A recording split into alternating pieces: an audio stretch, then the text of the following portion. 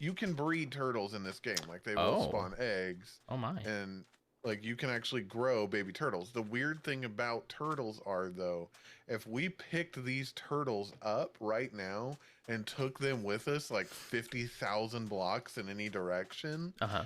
in order, and then we bred them, they would have to then swim back the 50,000 blocks to this spot. Like they have natural breeding grounds, and like where they spawn is their, like they have to breed in their spawn. That is really interesting. And the Isn't way it? that you spoke about that with such enthusiasm was intoxicating. It's super weird. Like they have to like come all the way back here to like have their babies, and then like so if you move them somewhere else, like they can't breed. Like you have to breed them like where they live. It's super strange. That's pretty cool. Turtles are fascinating. You'll push the mail through the slots there, Yes, and then they'll sir. pick it up Thank you. there. Could Yes. I get my mail, please? Yeah, sure. What's the name? It was supposed to be delivered last week, but the Oh, yeah. the driver, I think the mail courier died of tuberculosis on the way into town. I do not care. Can you just tell me what your name is so I'll check? My name is Craig. Yeah, we don't have that. We don't have your mail. It's not here. With 3 G's. It's not here. Yeah, I checked. I checked the back. Okay. Yeah. Do you know like when the mail from last week is supposed to? Okay. Well, that's fine. C-Force, I think, means Chuck Force. But there's Chuck Norris's picture on it. Yeah, I guess it's Chuck Norris water. I didn't notice it until I got it home. Yeah, here we go. There's no other way to describe water that erupts from the ground with such clarity and smoothness, filtered through volcanic rock and dating back 23,000 years ago to the last ice age. C-Force, natural artesian water, comes directly from a living, sustainable aquifer deep underneath Chuck Norris's Lone Wolf Ranch. To give you the best premium water on the planet, we bottle at the source to preserve the water's minerals and naturally high pH. C-Force isn't just water. It's Chuck Norris's water. It's it's it's a roundhouse kick of hydration. Sponsor spot. Yeah, my house is gonna be right out the door here. Right down here. Wow, this is a great spot. It's pretty nice. This There's is a nice spot. there's a creeper behind us, so It'll be fine. Me and this creeper go way back.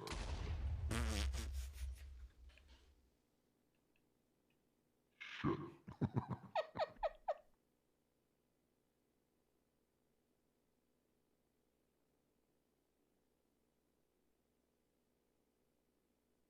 good morning, lovely people. How are you? Good morning, Elf.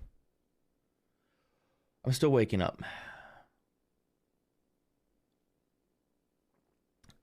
You'd think, wake up at like 5:30. I thought 5:30 would be a pretty decent time. Give me enough time to wake up. Man, that 30 minutes goes by so fast. It's like, oh no. But you'll just get to wake up with me then. So that'll be fun, right? Booting up Stardew Valley. How are we this morning? Or afternoon, or pretty good. Tried out Silent Hunter 3. What is Silent Hunter 3? Is that a game? I just opened all of my Twitch. There we go. Okay.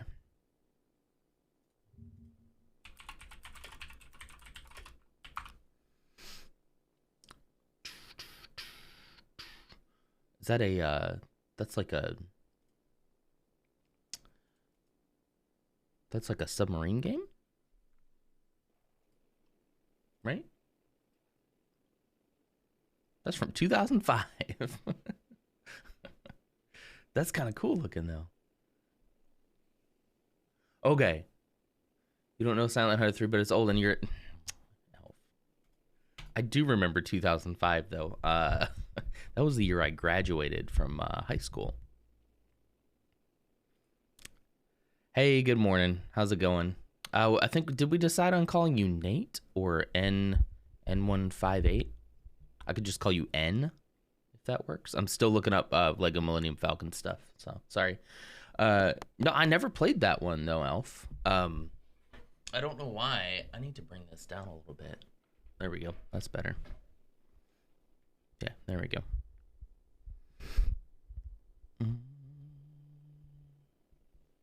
Nat. Okay, that's right. Yeah. Nat.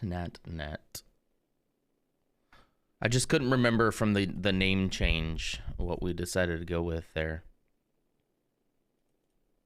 Okay, I'm loading in Stardew Valley. Good morning, by the way. Welcome. Okay.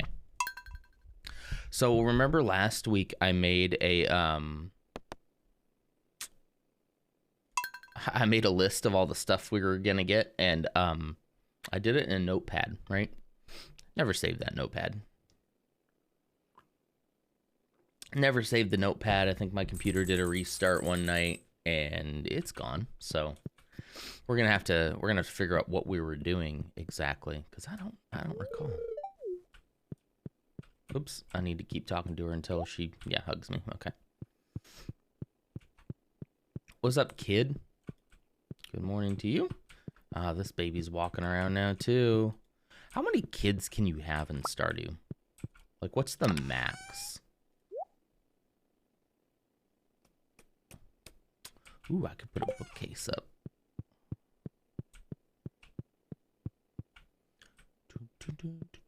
You can pick up windows, can't you? Yes, you can. I've never done this before. I need to do, like... This window placement makes, like, 0 sense because, you know, the kids are scary in this game. They really are. They're just... I don't know. I mean, maybe it's kind of like real life where they become so independent that it's kind of terrifying, but there we go. Now we got a dark bookcase in our kitchen. Why is it so fast? 2 is the max that you can have. Okay. All right, the cheese empire is constantly growing. As long as we can remember to actually come check on the cheese empire. What happened to my cheese?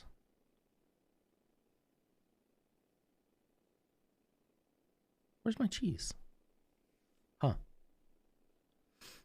It's 99% chilling in the middle of the Atlantic trying to find ships. And the last 1% is dodging air attacks. Played for 2 hours today. Sank nothing. So far seems interesting. Nice. I was always looking for a space game that gave you a similar vibe to that. Sort of, I want things to take a long time sometimes. I don't know if that makes sense, but I want traveling somewhere to take a little bit of time, not all day, but a little bit of time. I want to sort of chill in space, kind of like you're chilling in the middle of the Atlantic, you know? With stuff to do, obviously, but, you know. Honestly, I think if there could be a space game like Sea of Thieves, that could be super cool. Might as well just call it Space of Thieves, Sea of Stars, and just make it Sea of Thieves in space. I'm looking for all my cheese. I'm gonna try to consolidate all the cheese into one place. There's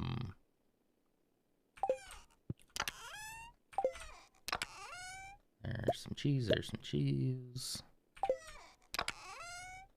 Didn't I have a ton of cheese in my inventory, though? What happened to all that cheese? Sea of Space of Thieves. Yeah, exactly. Exactly. Oh, man, I'm tired this morning. Jeez. I'm feeling the coffee kind of running through my veins now, though, so I think we're going to be okay. And we're also getting close to the end of winter. That's nice. Okay, I guess that just means I need to make a whole bunch more cheese. No, don't drink it. I'm going to bring one here, here, and then just line this back wall with them. And then leave a little bit of space over here. I think there was something somebody said I needed to build down here, but some other kind of aging thing. Oops. Got to put this milk back. If I'm just putting like milk and cheese in a chest in my basement and it's just fine. Okay. So let's go see what it takes to make more cheese presses. Oh, that's right. Hardwood.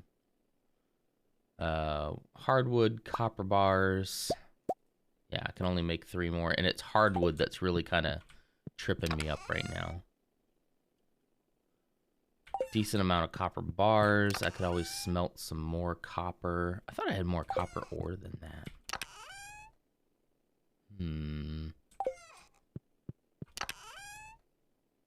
That's weird.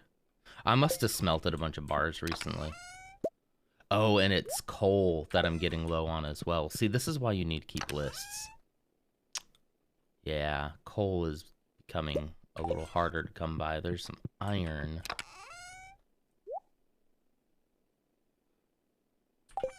I'm thinking probably just a couple of trips to the quarry might help with the coal, right?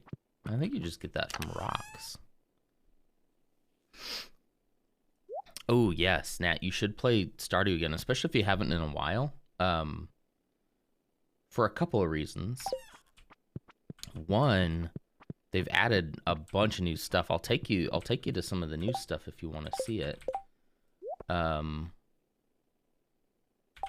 the bear statue here. It's just such a good chill game. And then the fact that there's still combat to do, too, is also really nice. When you're just done being chill. Might have to do bump, bump. If I put one here, hopefully I can still reach that one. Let's go start this one with some chi. Yeah, I can still reach that one. So then I'll put one there, and then hopefully all the way across this wall. And then we'll start a second row right here so that I can just walk down here and start planting all this cheese. Hey, Dutch, how you doing? Dutch. You're playing this yesterday with Lee Dutch kid? Oh, Stardew. Yeah, they're still doing stuff with this game. Now I don't recall exactly. Here, I'll take you to the island since it's still relatively early. I don't recall exactly when this part was added to the game, so maybe you're already aware of it. But I was not aware of this part.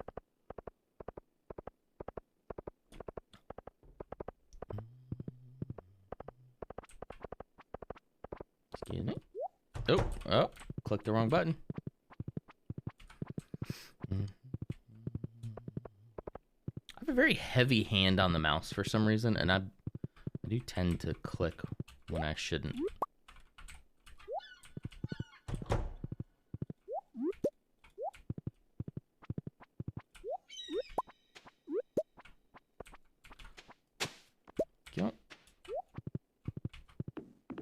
I need to get better at picking up like everything that I see, especially the little worms.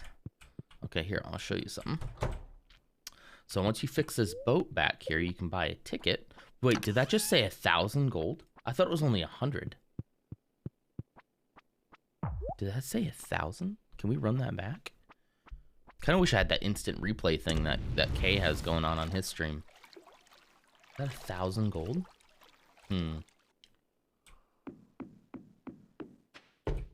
So this is the island. Oh, look at that. Omni-geode. Oh, another one. Let's go and walk around here. We still need to find some more walnuts. This is a whole new area to come and have fun. We're both very much beginners in this game. Yeah, I mean, I still consider myself one, but I don't know. I'm getting pretty far into the game now. Yeah, there's this whole island, and there's so much to do out here. Currently, I want to try to unlock this. This is the island house. I have 20. I can unlock this. Let's do it. Let's do it. This is what I've been saving for. Okay.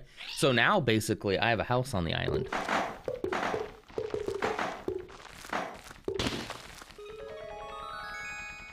With all the benefits thereof. I can farm here. I mean, basically, I could start a second farm here now. I can sell stuff. Let's go ahead and go inside. Look at this. Whole new house to decorate. New bed to go to sleep in. I'm pretty sure, like, I don't know how it's going to work with the wife. I can keep stuff in a fridge. Ooh, I got a little fireplace there. I can make food. Look at all this.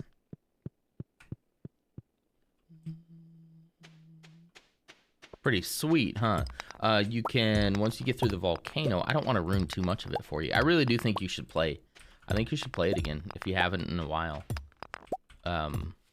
Even pick up an old save game or something. It's a lot of fun. Lots of tool upgrades, stuff like that. Made it as far as the desert. I haven't completed the desert yet. I need to. It's sort of on my list for this game. Ooh, I could get some hardwood from these guys. I wonder what I get from... Can I cut down these trees, you think? I'm not entirely sure I can. Let's try it. See, this is the coolest part, is experimenting. Let's see what happens.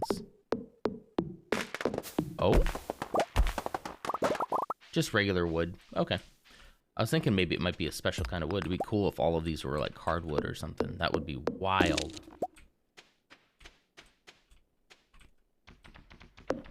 And then found out one of the friends was really toxic. That's sad.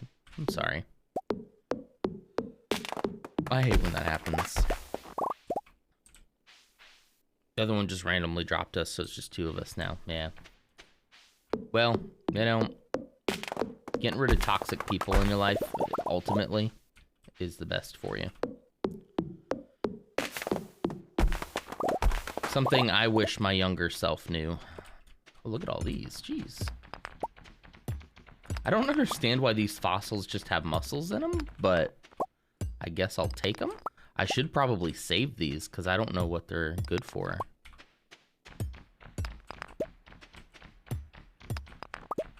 Okay, so that was one of the things I had set up to do, was to build that house.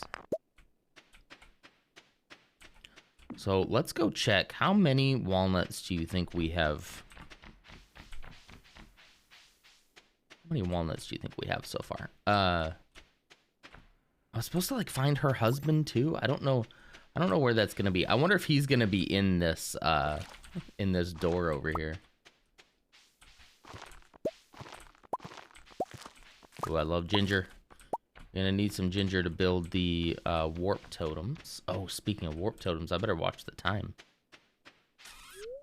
I didn't bring any with me. I've got 55 out of 100. Man, I really would have thought I had more than that. I gotta figure out where there's more. Okay, I should probably head back home because I don't have a warp totem with me.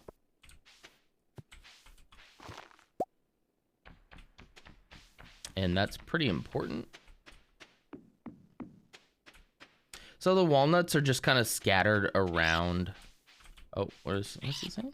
Oh, 5 more, huh? I think 5 more upgrades. The walnuts are just sort of scattered around the island. A lot of them seem to be hidden, though, because I've found just about all the obvious ones. So now there's another 50 or so that are probably going to be kind of hard to find.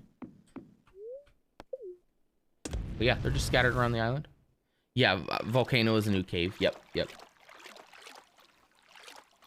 Instead of going down into the cave in the volcano, you go up. So you go up a certain amount of levels until you get to something kind of cool.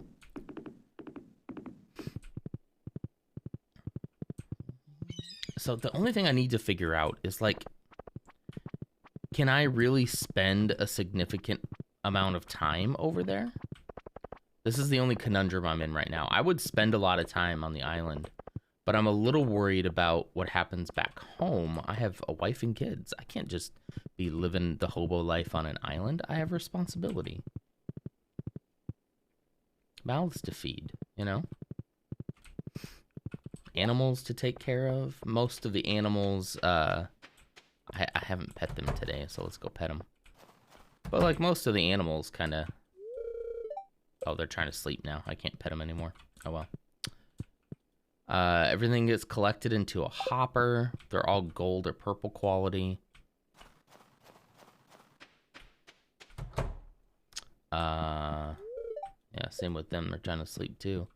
Might as well grab some more of the purple milk for the cheese empire.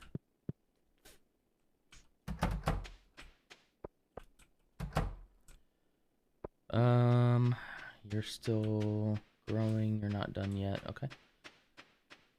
So, like, if I spend all that time on the island, who's going to check on all this stuff, you know? Nobody, that's who. Who's going to feed the pup? Who's going to water the puppy? So, I don't know. I have to find a good balance in that. Yeah, you definitely should. Like, the island makes, like, a whole new section of the game. It's fun. You have to finish the community center, and then there'll be a new bundle in the, is his name Willie? I think that's his name. The guy down by the sea. There'll be a bundle within that to complete to fix the boat. It's not that hard. You probably already have all the stuff for it. And yeah, that's pretty much it. Oh, that might be something I give that guy on the island. Okay.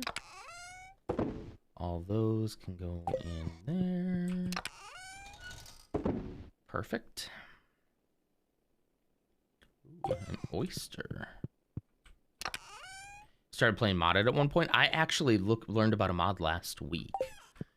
We talked about Stardew Expanded, I think it was called. Hang on, let me turn this light off. Sometimes if I turn this light off behind me while I'm in this, excuse me, it makes the camera artifact a little bit less. There we go. I think we're good. Yeah, it was called Stardew Expanded or something like that. And that looked really fun, to be honest. Like, that looked like a whole new game. And so I'm kind of tempted to, that's the one you're using. Yeah, it gives you a new farm. There's a whole bunch of other farms on the map. There's a whole bunch of different things to do. I'm genuinely interested in that. And that might be what I do once I kind of get tired of this vanilla experience, you know? What else can I do here? Just trying to sort all my stuff here. New areas, yeah, exactly.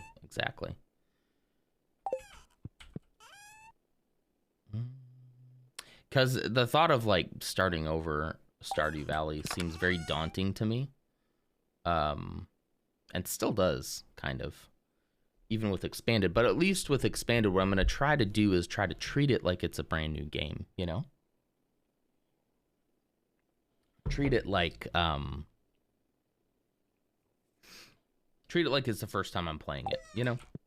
I'm sure some things will be the same, but the majority of things will probably not be. I'm going to put my Omni Geodes. Yeah, there we go. We got some Omnis in there. Anything else in there? Nope. Okay. And we'll go put the milk downstairs. It's getting late.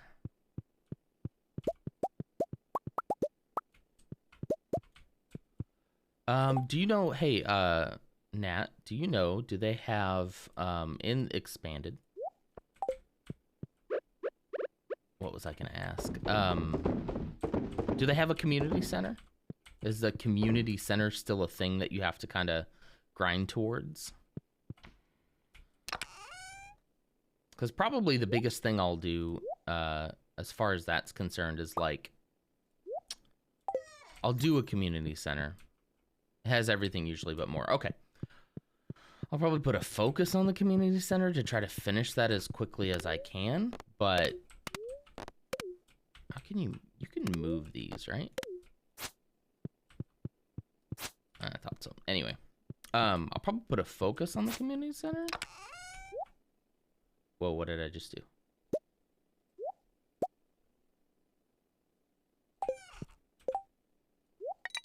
Okay, I just happened to... Okay.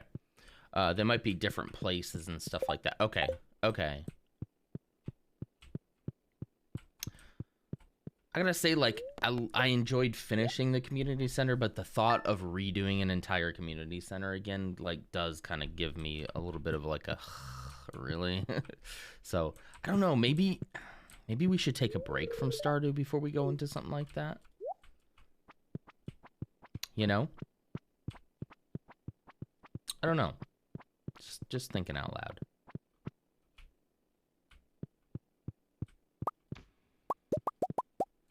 Okay, I mean, so those are the things I need to do. I should probably keep some cheese on me. I thought I had a stack of like 30 cheese on me. I don't know how it disappeared. Okay, so those are basically the two things I have to work on in Stardew still. I can try to find the other 50 some odd golden walnuts. I'm a little bit worried about what it'll take to do that. And I don't know what the prize is at the end. Or I have a ton of quests, right? Oh, here's the pirate's wife. An old lady living on Ginger Island is asking you to find a keepsake of her husband. She gave an old photograph of a soldier washed up on shore. Hoping it would help in some way. Find a keepsake that belonged to Birdie's husband. So that's something I could do. And there's a bunch of quests. I haven't finished Cheese. I think that's how you say it. The mysterious Chi or Key. Maybe Key. Give the sand dragon his final meal. So I'm pretty sure that means that's what's at the end of the desert cave. I think. So I could finish Desert Cave, which you have to get through all in one day. I hurt my finger, by the way. I cut my finger. See that? I was cutting a piece of cheese and I cut my own finger.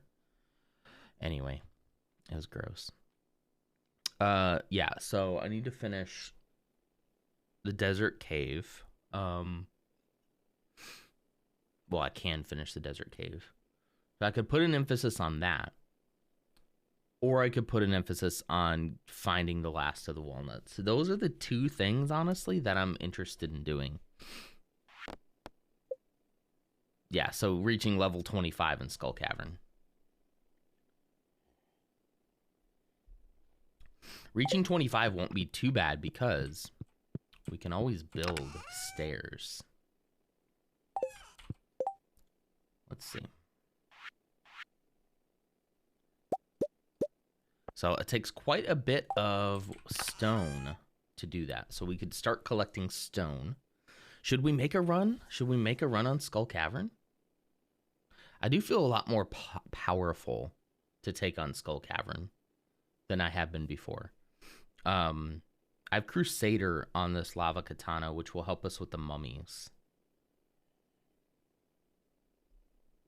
Maybe let's talk about making a run. We could probably do that today. I just finished that. All right, let's do it. Winter's almost done anyway, so we got a couple of days.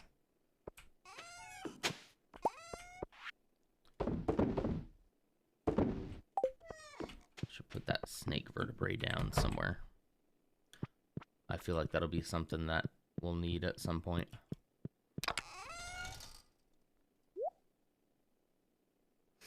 Rusty spur. Go in the trash. Okay, let's do that. I think that's a noble goal for today. We've just started. We're only 30 minutes in. We have cheese. We have more cheese on the way. Do not drink that milk. You disgusting man. Ugh, imagine drinking milk. Let's make a ton of stairs, which means we'll need a ton of rock. I'm going to put... I do have some stairs in there. So we got 4 stairs. I want like 20 stairs, to be honest. Because I want to get through this like quick. There's the warp totem to the desert. So that's great. That's going to save us a lot of time. We need a warp totem back to the farm. We might want a couple of those. Oh, this is the problem. We needed honey. Does anyone sell honey? Let's check the wiki. I don't mind. Anyone sell honey? This is the problem, is I don't have any honey in winter, you know. Honey.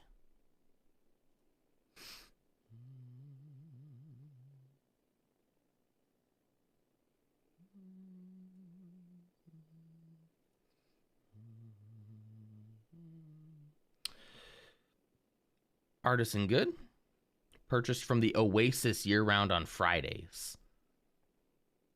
It's Sunday. Okay. Interesting. Or the traveling cart. The traveling cart's there on Sundays, aren't they? Okay. Let's go traveling cart real quick. Let's go find out. Let's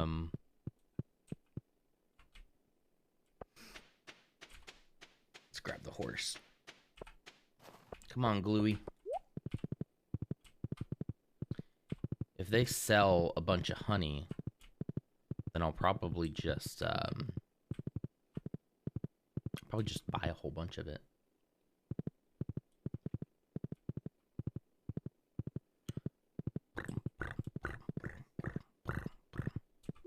All right, so we'll spend a little bit of time prepping, and then we'll go take care of that. Oh, is it sold occasionally? It's not sold all the time? Yeah. Boo.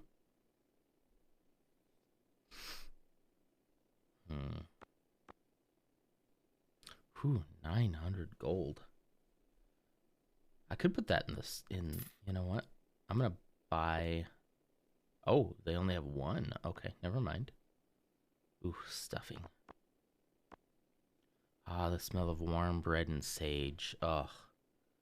I love stuffing.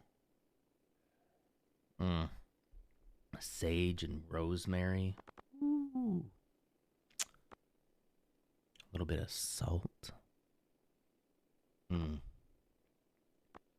how come the holidays are past? I don't have stuffing in my future for a long time now. It's gonna be a long time before I get stuffing.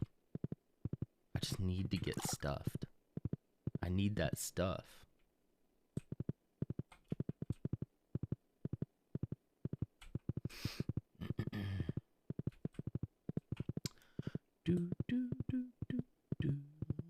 Okay, so that's gonna present a problem.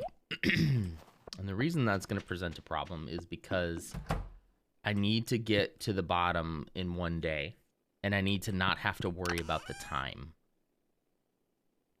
So, unfortunately, without a warp totem back home,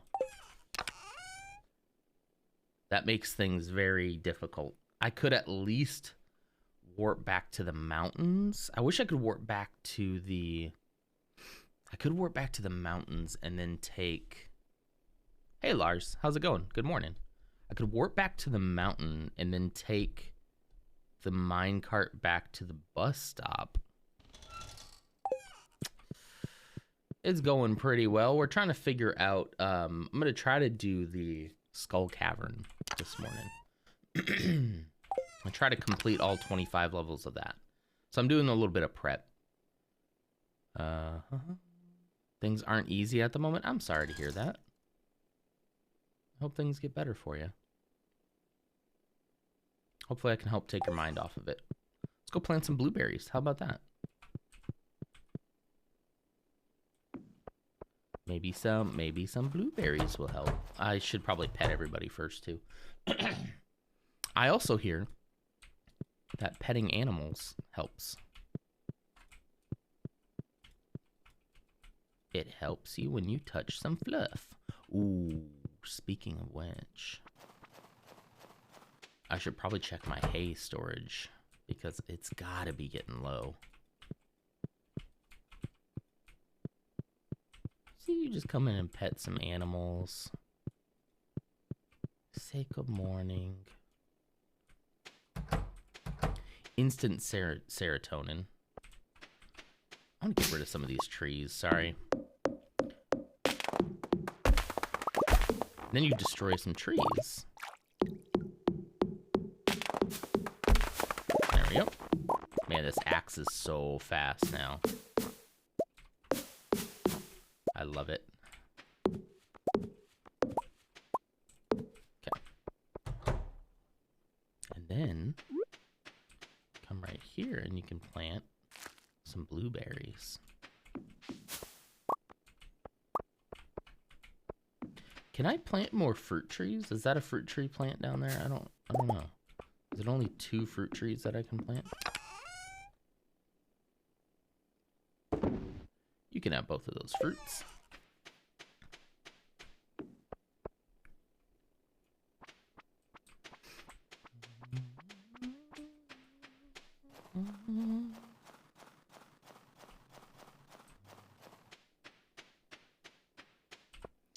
Things are a little, not to lessen what you're going through, but things are a little scary just about everywhere right now. Like, wow. It's a scary, scary world out there. Where am I going? Oh.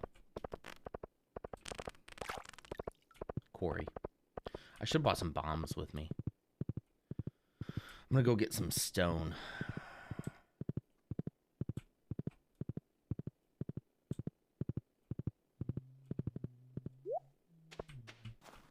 See a worm. See a worm, get a worm. See a worm, get a worm. See a worm, get a worm. You saw a worm, you got a worm. See a worm, get a worm. Oh, see a worm? Get a worm. Ooh, ancient doll. That's not creepy at all. See a worm? Get some stone.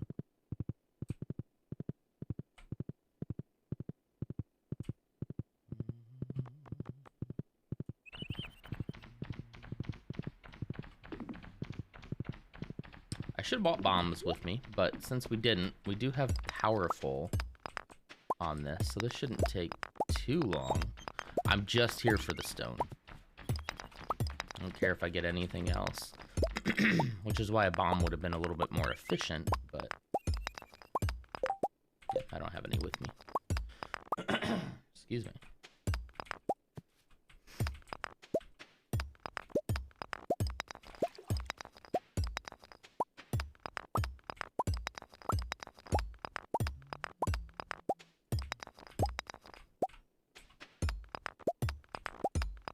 There's some more copper ore.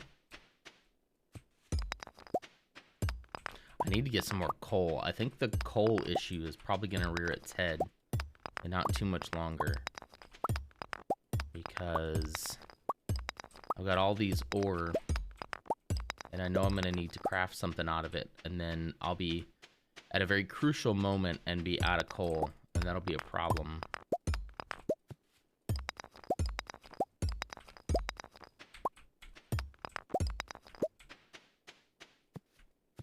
That's not one. I thought there'd be more rocks here.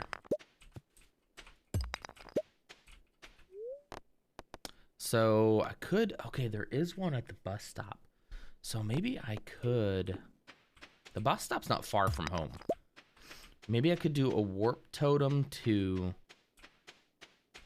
let's figure out where that is, where the nearest one is. We could warp totem to the mountains. Which I'm pretty sure brings you over here somewhere, right? I think it brings you, yeah, right here. If you're here, what's the quickest way to just get home?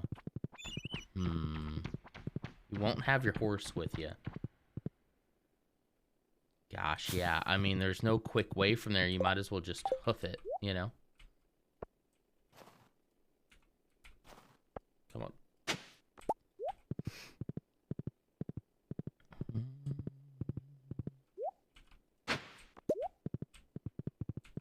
Ugh, mixed seeds. Get out of here.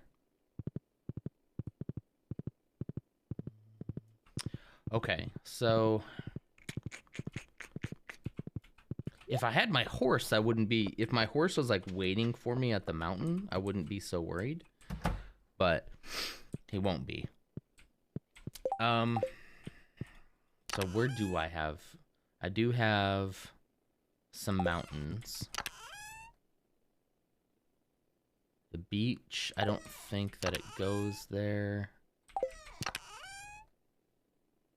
Yeah, in the mountains. I guess. Let's see, let me think. How late is the bus there, though? How late does the bus run from Desert Stardew? So if I'm in the desert, okay, the player can remain at the destination past 5. Okay.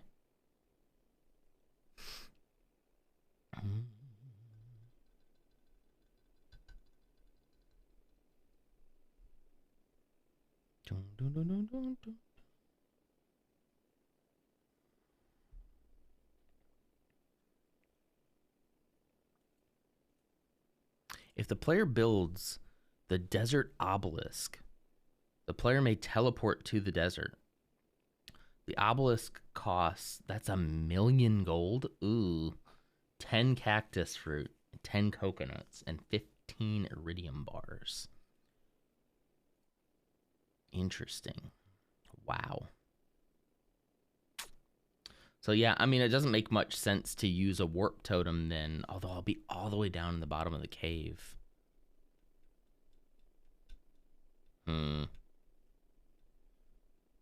I guess I could make a run and just see.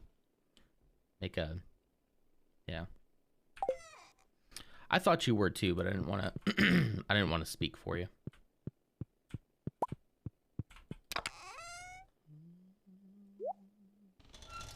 Well, we found some coal, so that's better than no coal. We got 73 rock. Still, like, only enough for 4 more staircases. Ooh. Live in Sweden, though. My family's still all in Estonia. A lot of friends, too. Yeah. Is there, forgive my geography, but is there any concern about what's going on in Ukraine over there? Or is this something unrelated?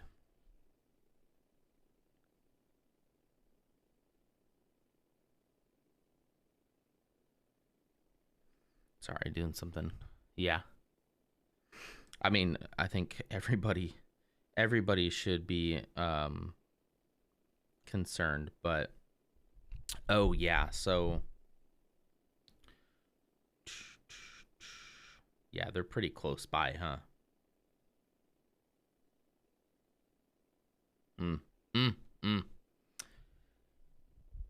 Whew. We're right next to Russia. We were occupied as well during the CCP era. Yeah, oh man. Okay, yeah, that's terrifying. I'm sorry. I'm hoping and praying for some good outcomes over there. It is terrifying. Terrifying. I can't even imagine. The Estonian Day of Independence was on the 24th. We spent the morning figuring out safety escape plans just in case. Oof. Ooh. That's rough. Don't listen to Bebo right now. People are volunteering and collecting donations. He goes crazy whenever you say donations. Don't give me anything. Don't give me anything. Yeah. Donations for Ukraine.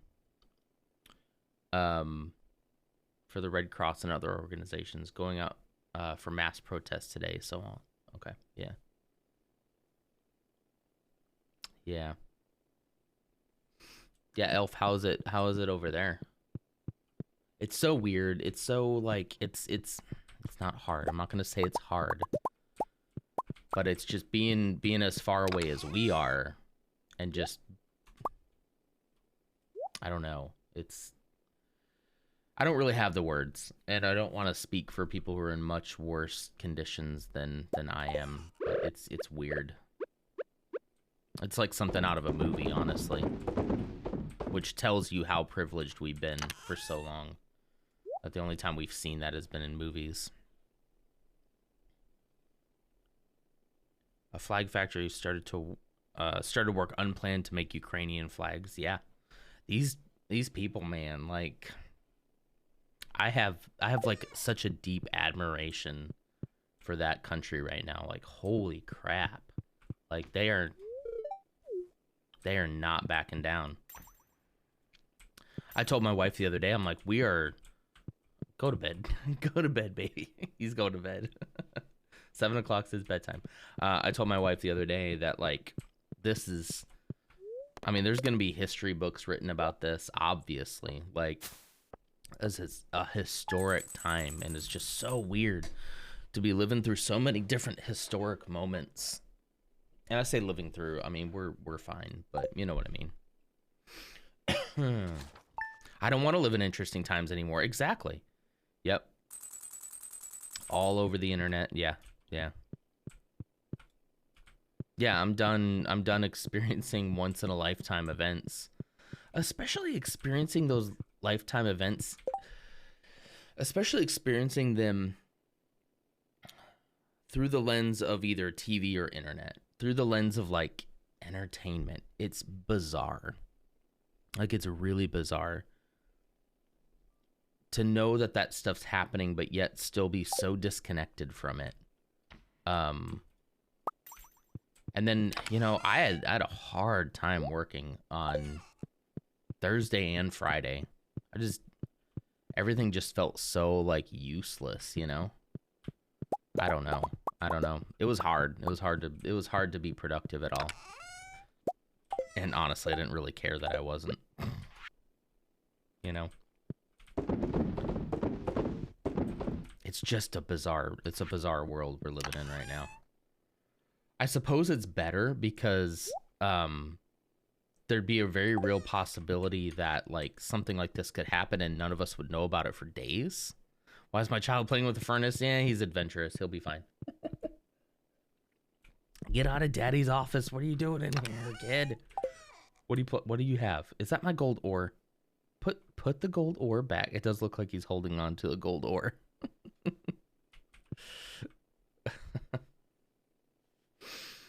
Oh, man.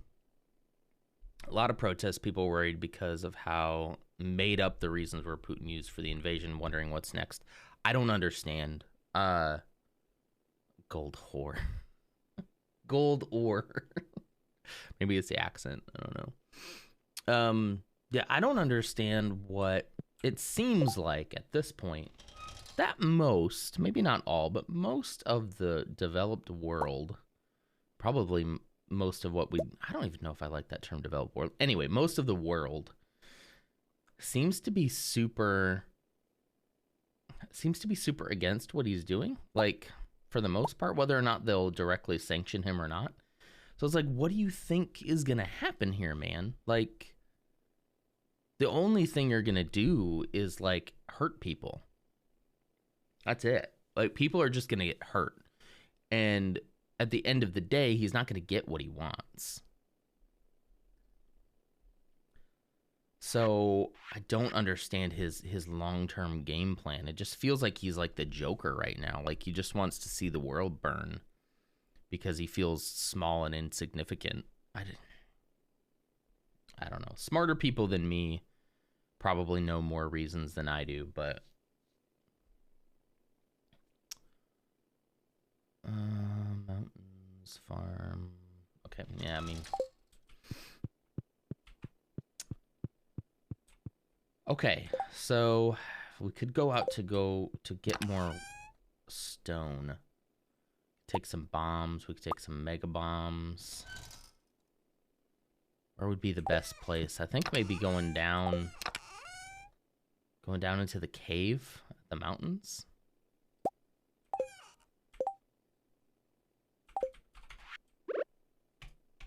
Let's go. That's a whole Russian thing, yeah. Yeah, and no, I mean, I guess I understand that he thinks that he wants to, like, restore the USSR, right? I get that that's what he thinks he wants, but you would think you'd have a moment of clarity right about now. and you'd be like, oh, I'm not going to get away with this. But is he too prideful to, like, back down at this point? And all because of one dude's pride? That got me 2 pieces of stone. Oh, this is going to be great. All because of one dude's pride, like, other people have to suffer? Like, that doesn't seem right either. Ow. You know? I'm just here for the stone. He's like, am I the bad guy right now? I can't be the bad guy. No, I'm not the bad guy.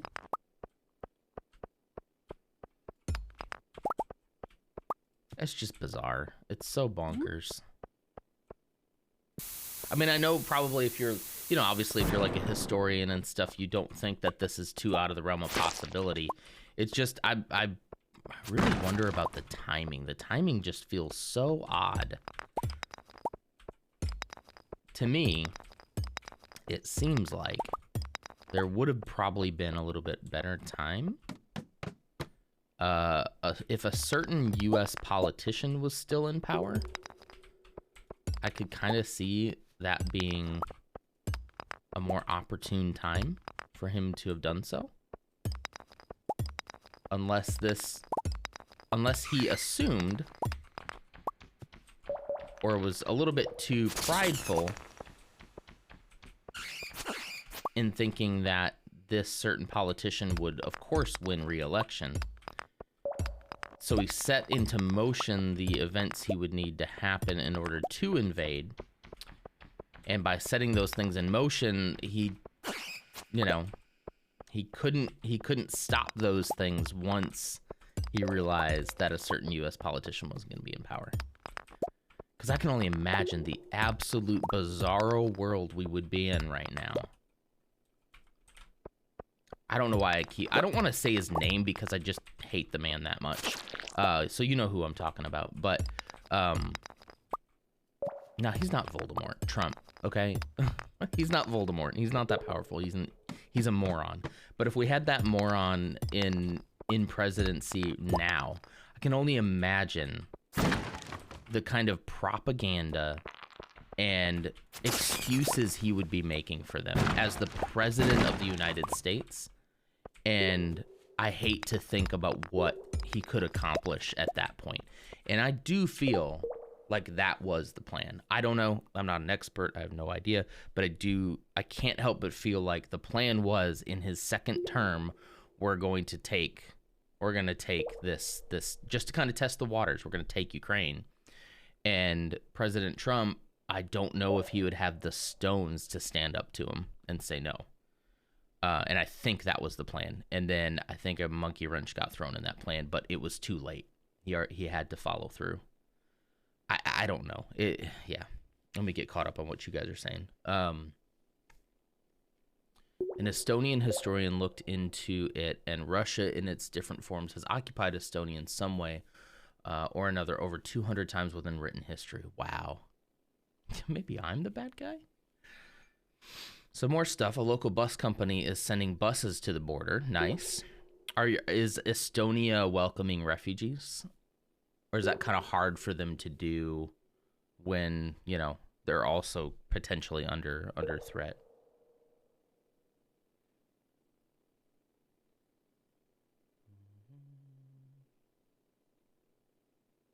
Okay. Putin started seizing parts of Ukraine 8 years ago, around the same time, right after a certain winter sports game in a certain country. Oh, okay. Also, don't know what will happen in Taiwan at the same time. Taiwan should be relatively safe because there are defense contracts in place. U.S. fleet stationed there. Yeah, Trump's been praising Putin, exactly.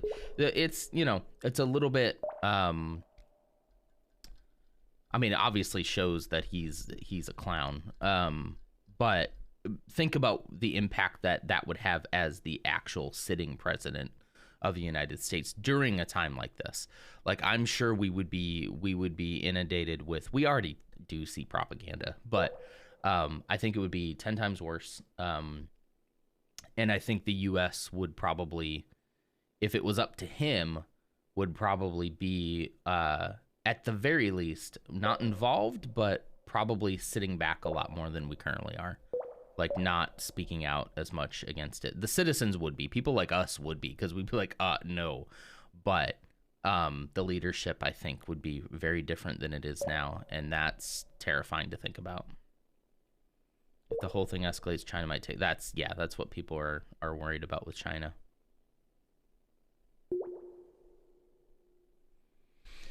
Yeah, it's a scary world. It's a powder keg, for sure. It's one of those things that people have been worried about because they knew it could potentially lead to pretty big war.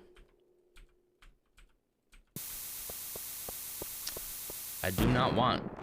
Not at all. But it is interesting that these things tend to happen. Things tend to follow each other. So, like, you know, back in the, gosh, I'm not great with history dates, but let's just say in Great Depression era, right? So you had the Great Depression, and then pretty much immediately following that, you get things like World War II. And that part's terrifying to me because while we didn't just have a quote-unquote Great Depression, we definitely had some issues with COVID. And it's like, can we please not follow that up with global war? Like, please, can we just not?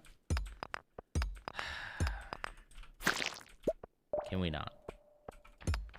And not, I couldn't get my sword out in time. I don't say that in the respect of like, oh, it's just gonna be a big inconvenience for me. It's like, no, this could be like hundreds of thousands of millions of people could just die from this. And we don't need that in this world after trying to finally, I don't even think we've actually beat COVID yet, but this is just not a good time. But it is the time that these things do tend to happen when we look at history, and that part scares me more than anything. That's just history repeating itself, you know?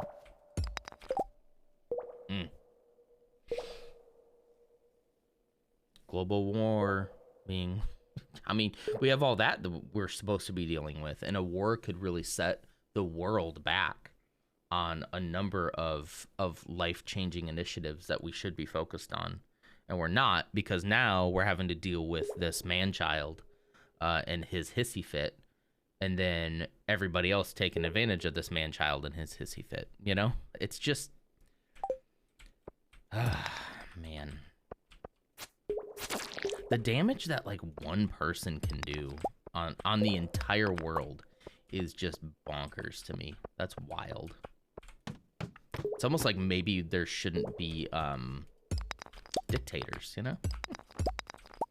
Maybe fascists are a bad thing, guys. Maybe we should be very conscious of fascist ideology, especially in our own countries, America. And maybe not let those kind of people get in power anymore. Because Putin was elected, right? Sure. Oh, man. I'm hopeful for Russia because Russians are standing up more and more and more. That's beautiful, by the way. Like, if there was ever a time to, like, to protest and stand up against your government, like Russians right now, like, go for it. Like, this is... I hate war and I hate violence. I think that's never an answer we should go to first. However, if you're a citizen of Ukraine and you're fighting, like, you should. Like, 100%. I don't blame you for that at all. Defend yourself. And then also, if you're in Russia, like, you should be taking some action too. And that's the hard part for me. I'm sitting here in my comfortable office in America, very far away from all of this. We'll have some downstream effects, but, like, it feels so weird that right now people are, like, running for their lives and standing up to Russian tanks. And I'm playing Stardew Valley.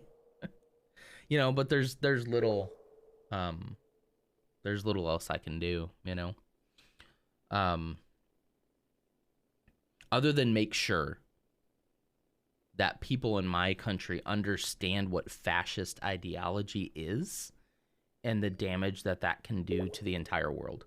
And when people call themselves anti-fascists, that's a good thing, and we should let that happen, you know. I don't see them accepting a long-term war. I hope not. I hope that war itself is a huge deterrent.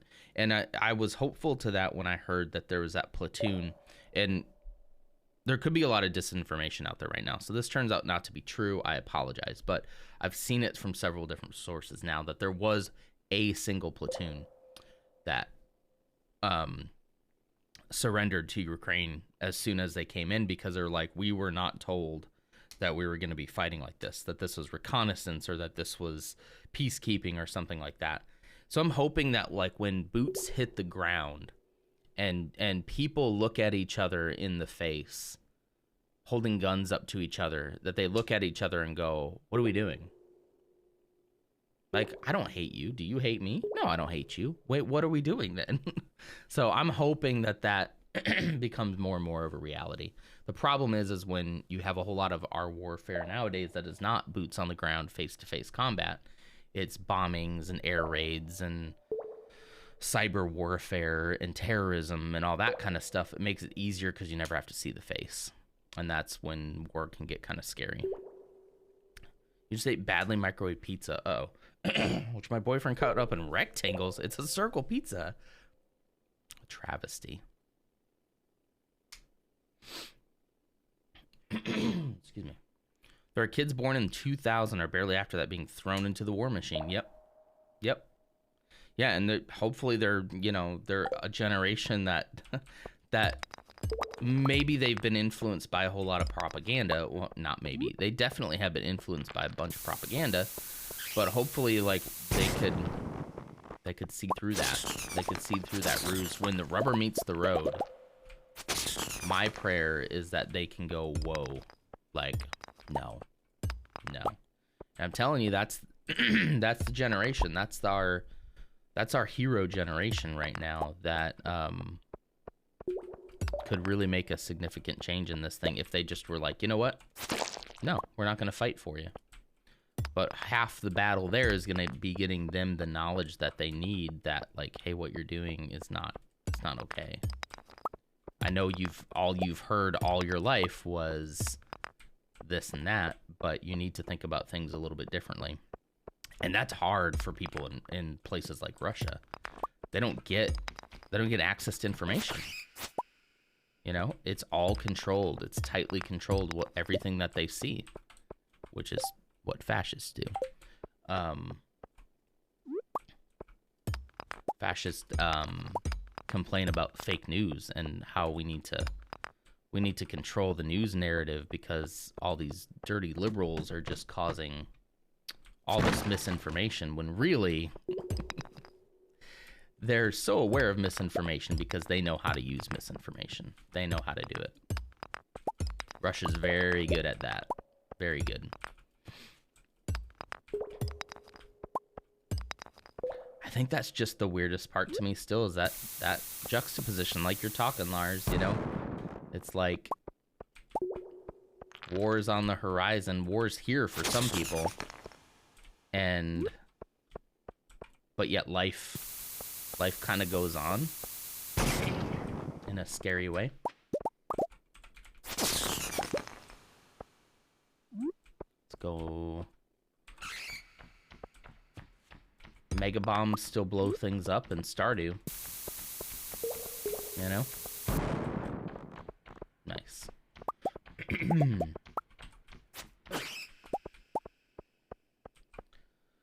So yeah, that's about all I can say about the situation, is that, like, I hope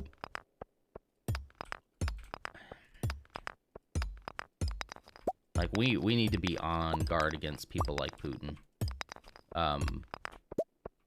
And I'm way too concerned about how we had just a couple years ago a president who praises Putin. He still praises Putin, but he's not our president. Praises Putin, meets with Putin, wants to be on good terms with Putin. And then that same guy ends up, you know, just a couple years later, trying to take a country that doesn't belong to him. And sends out the seeds of misinformation to try to convince people that he's in the right. Like and I still have people that I know who still defend the guy who defended a fascist.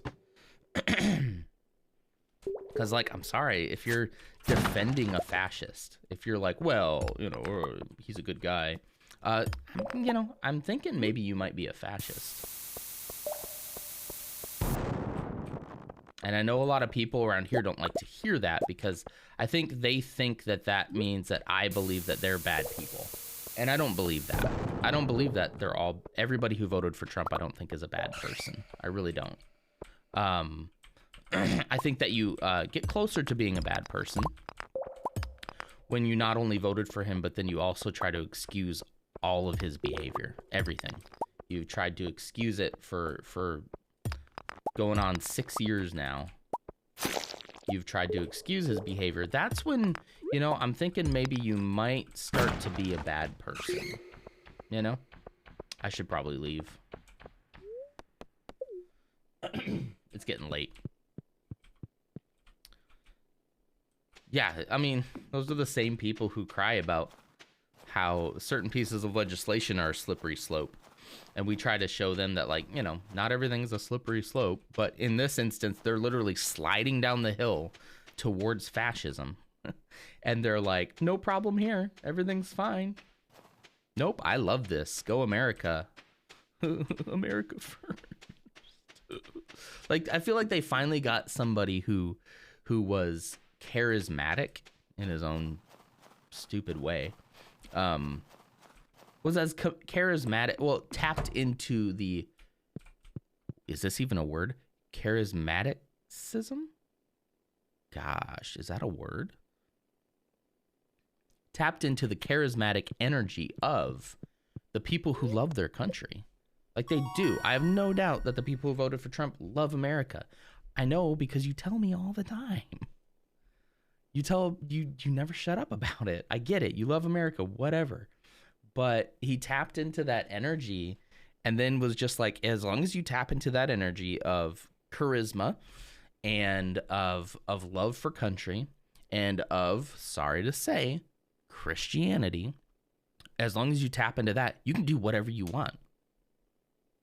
You can literally, he told us this. He told it to our faces. He said, I could stand in the middle of Fifth Avenue or whatever street it was and shoot someone and I wouldn't lose any votes. And he was right.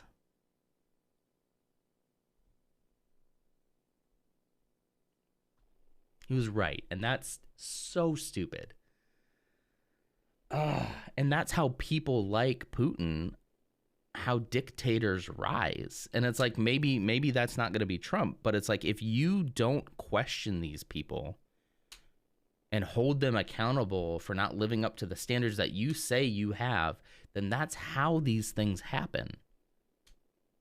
And we were so close to it. Like we're still not that far away from it. Like, you know, I don't think that the Democrats have done a good enough job so far in convincing people that they're so much better. I do think they're better. Don't get me wrong. That's why I'm voting for them. But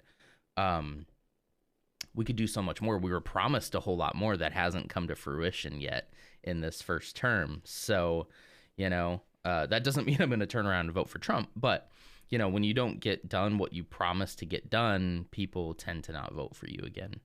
And that's unfortunate. And we could be right back where we were, you know, 6 years ago, unfortunately.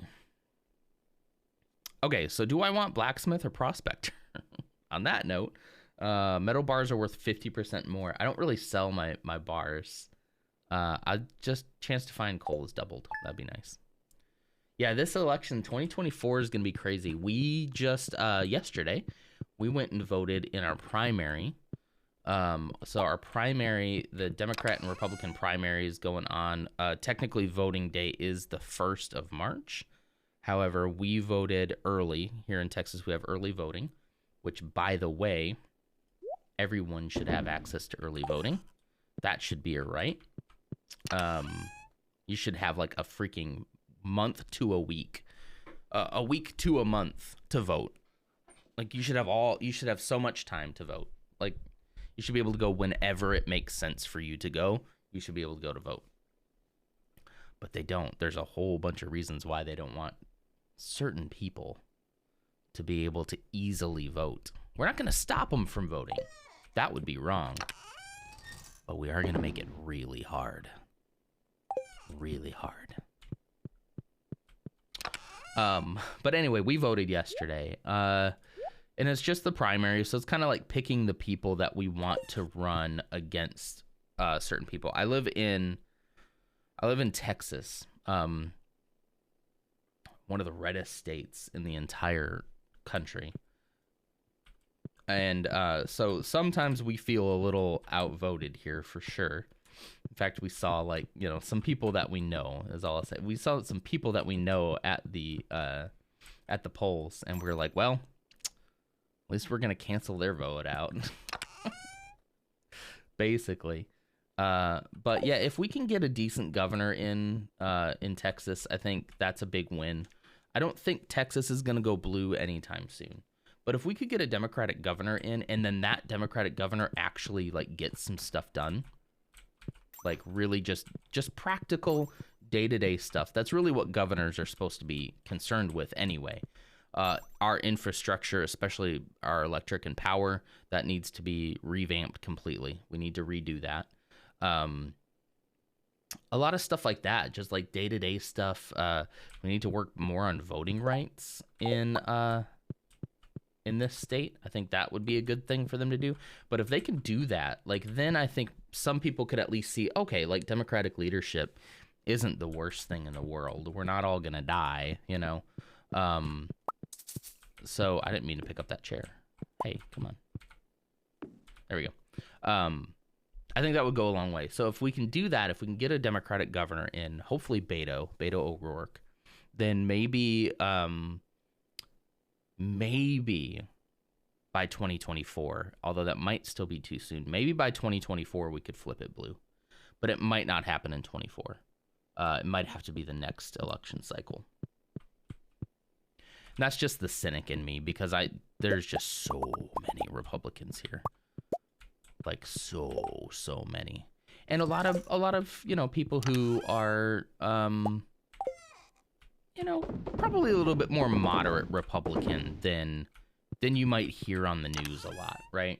A lot of just normal people who are like, I've always voted Republican and I'm not gonna stop now. And those people are hard. It's hard to change their mind. I don't even know if you can. Yeah, it's very hard.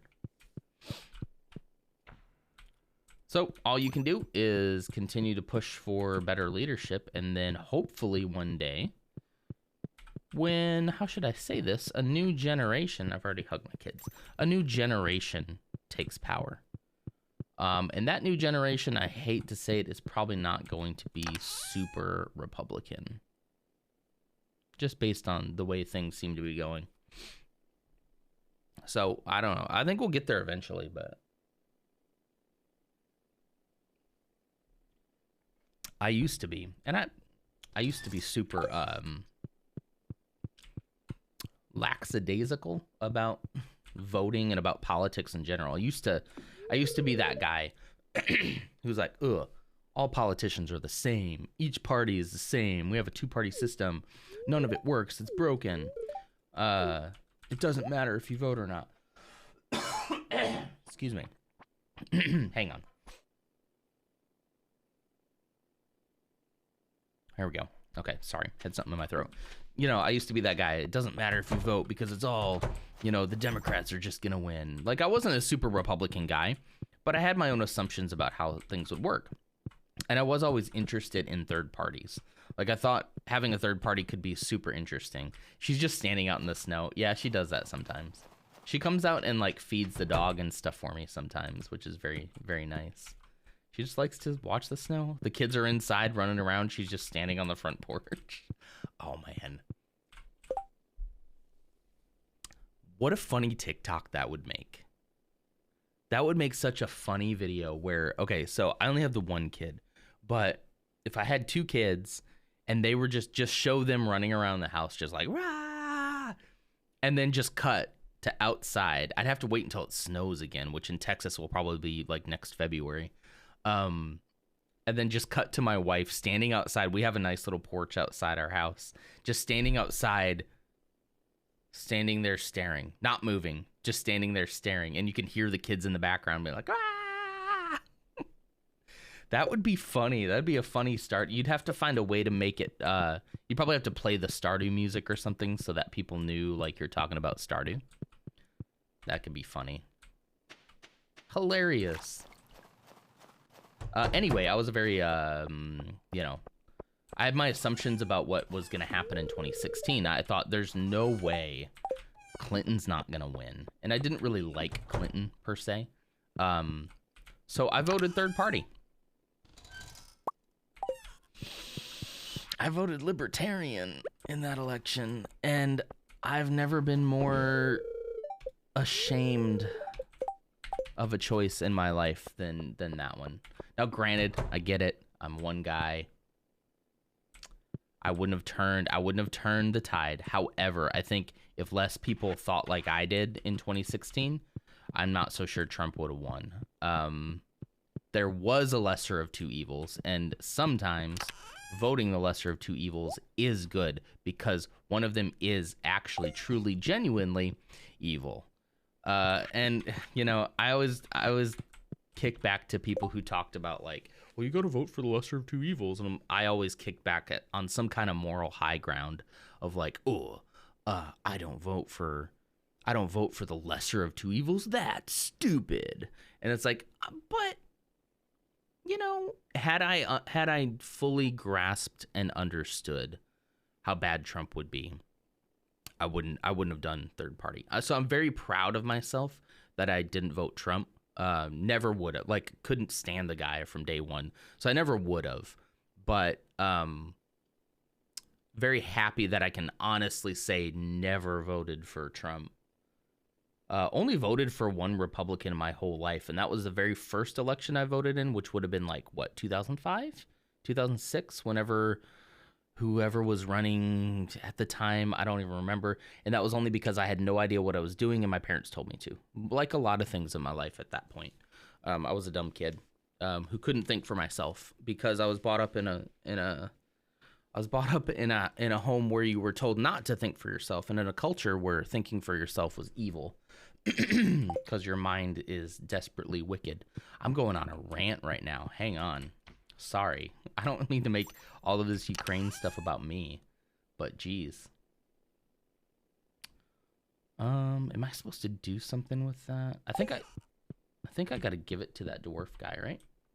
I'll put it in here for right now. Excuse me. I should probably drink some water because as I get talking, especially in the morning when it's so cold outside and it's so dry in the house, my throat tends to get just wrecked. I really love talking about this stuff, so I hope nobody minds. But if you're the kind of person who minds and doesn't want to hear how bad Trump is, maybe this is not the place for you. just gonna say, you know, sorry. It's just so, it's becoming so evident now, the kind of, oh, I have honey in here. Can I make that with wild honey? Anyway, it's becoming so evident, like, the damage that has happened because of him, that it's just hard. I like listening, but it's like a little hard to respond in time and typing. Yes, sorry. I'll try to leave some pauses in between here. Hey, Clumsy, how's it going? Good morning. We got a lot of politics talk going on this morning, but that is mostly because of what is happening in Ukraine. So I'll try to rear back a little bit on my own political rants, but in solidarity to our Ukrainian brethren, it still feels so weird to like be that there's people in the world at war and I'm playing Stardew Valley. It does feel weird, man. It feels really weird. But anyway, I'll try to give Lars a little bit more time to reply before I just go on another tangent. I'm going to go around and get stone. That's going to be my goal. Stone and probably some of this hardwood. By the way, a different angle. Okay, let's go a different angle. Let's do it. Angles make up the world. Makes sense here. Yeah, I mean, everybody's talking about it. I understand that, but...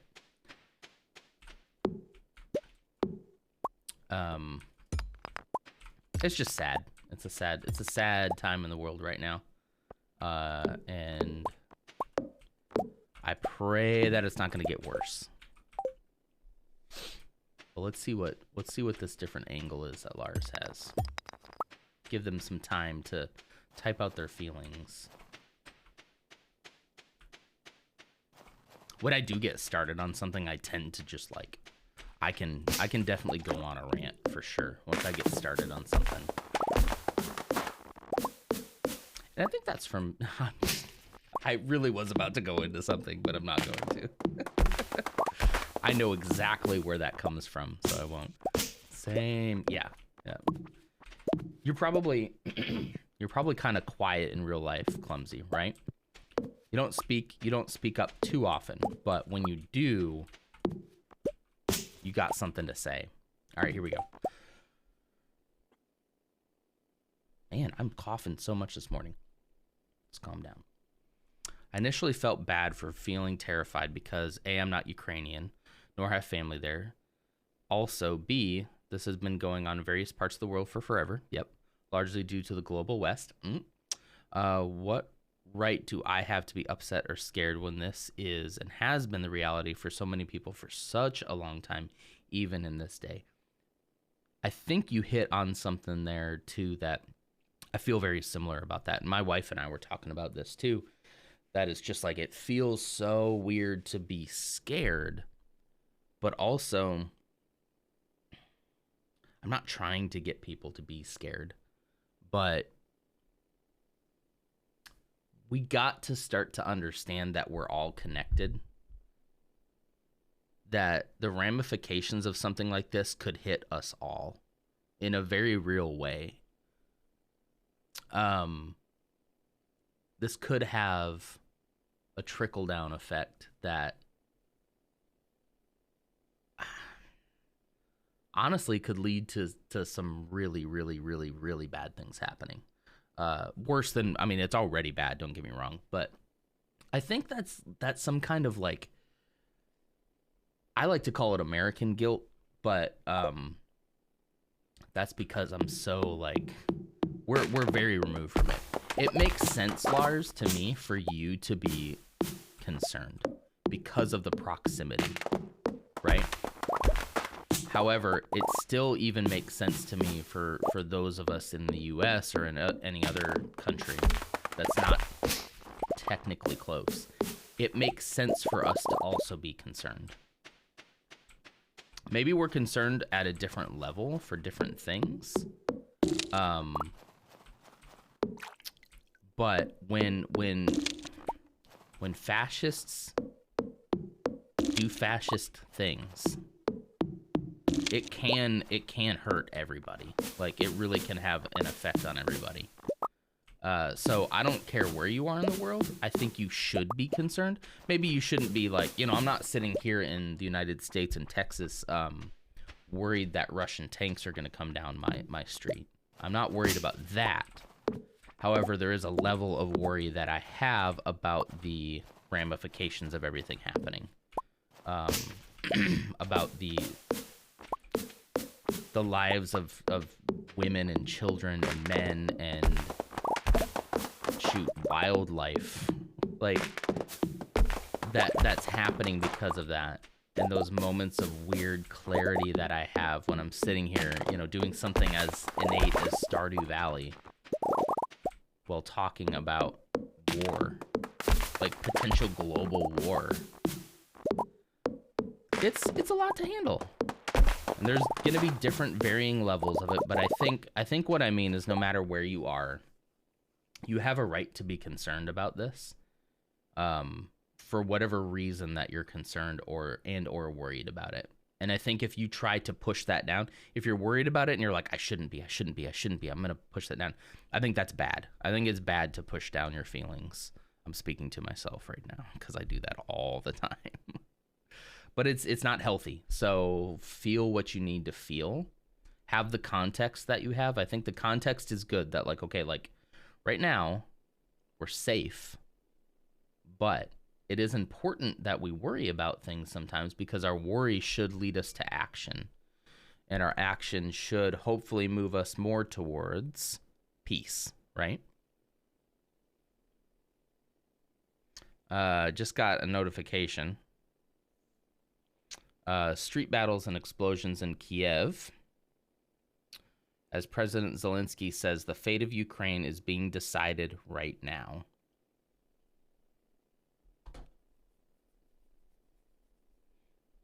Yeah. I feel like at the end of the day, it's also something I need to tell myself that my feelings are justified. See, here we go. And so on. But I definitely think that at the same time, as contradicting as it can be to accepting my anxiety, acknowledging the global issue is also important. So, I mean, this notification from the Washington Post just came up for me right now. Let's see when it was posted. I don't know how the notifications work versus when it was actually posted. I mean, it was posted February 26th at 8:20 a.m. However, your time zones are different than ours, I think. So he could have said that last night, and we're just now getting that in our local, not local news, but in our state news. Man.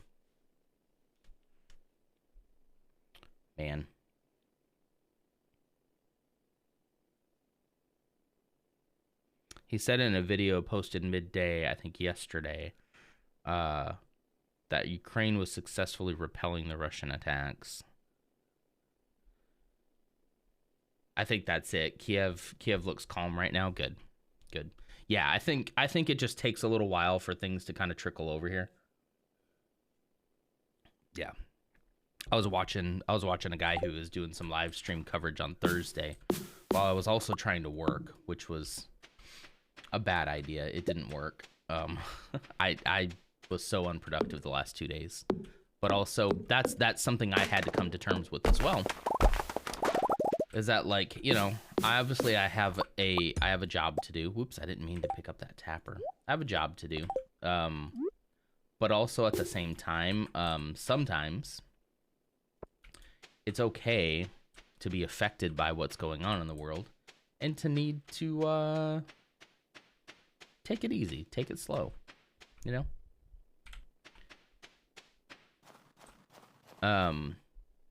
Those battles happened last night, my time. Yeah, Ukrainian troops have secured the important positions around the city. Good.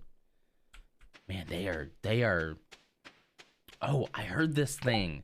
Lars, you let me know if this is true, or anybody else who might know. And okay, actually I have a wider point about this. So I started hearing about this stuff about the ghost of Kiev. This fighter pilot who has been just taking out Russian planes. And as soon as I heard it, I'm like, okay, I mean, that seems kind of, one, fantastical. It could happen. It's not out of the realm of possibility. But I questioned it, right? I'm like, okay, this may or may not be true. And then I saw somebody say something, and I wish I remember who said it. They said something about, so yeah, it's hard to tell, Elf, because this could be several people, right? Who are just seen flying, they all fly the same airplane. So it's very possible that this could be several different people. But the point this person made was at this point in time, the ghost of Kiev is real. And it doesn't really matter if he's not, or they, or she, or whoever it is. It doesn't matter if they're not real. In this point in time, it doesn't matter, because those are the kinds of stories that give Ukrainians hope. And I thought that was super powerful. Like, we talk about misinformation and things that are wrong all the time. We talk about that, and we should question things. He's been identified and so on. Okay, good. But like, we talk about these things and we question them, and we should. But also at some point we should acknowledge that, like, there are some things that, like, especially during a time like this, that those things are super morale boosting for the people on the ground, like the people who are in it. So I saw that and I was like, you know what? Like, history will be able to look back at stuff like that and say, well, you know, okay, the ghost of Kiev wasn't real. But in the moment, like, and like, here's why. Here's X, here's Y. Nobody's going to get hurt by that. Hey, Levi. Nobody's going to get hurt by that. Nobody's going to get, you know, there isn't a ton of lashback that could happen on that, other than it can embolden Ukrainians to continue to fight. And hope is like a big weapon, like, especially if you think like that's gonna be, that this is it, like this is the end, this is how it all ends, and then you see this pilot like take down a plane in front of you, and you're like, yeah, like that does something, you know. That's awesome. A lot of hope is coming from a crew of border guards who are guarding an island called Snake Island. Yes. A Russian warship approach, told them to capitulate, and then the 13 men guarding the island told them to go F themselves. Whoa, really? Okay, I don't typically curse, okay? This is not a word I would typically use, but in this scenario, I'm going to. It's one of the rare times you're going to hear this from me, okay? The slogan, Russian warship, go fuck yourselves. Like, yes. Yes. Oh, you got an ad, Dutch? Oh, I'm so sorry. Worst possible time, man. Now you're hungry. Okay. I hope you didn't just hear me say go F yourself as the first thing you heard as you came back. That's just, it's stuff like that. There's these people are just, get it in Russian tattooed on me somewhere? Yes. So that's the kind of stuff, right? It's like history will help us make sense of the factual events that happen, right?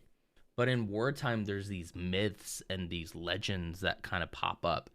And in the moment, it doesn't really matter if they're true. As long as they're moving people towards their survival, they're good, you know?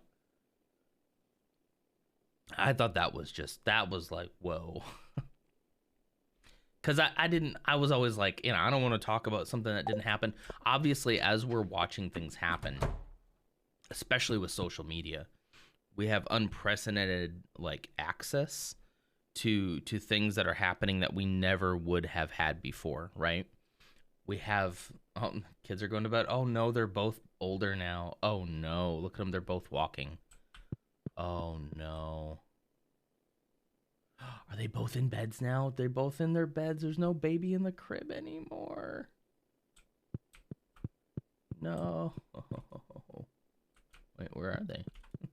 Are they under the covers? Yeah. Anyway, sorry. There's just, I love some of these, like, myths and legends that we're getting. Like, these are, like, the real, like, this is how legends are made, you know? It's just so cool. It's cool and it's terrifying, and it's like, that's one thing my wife was talking to me about the other day is like, yeah, look at the cheese empire. 69. Nice. That's something my wife and I were talking about the other day, that it's like, there's all these things we're hearing that's like, okay, that's cool. Did you guys hear? This is another thing that I don't 100% know turned out to be true, but let me look it up real quick. Let's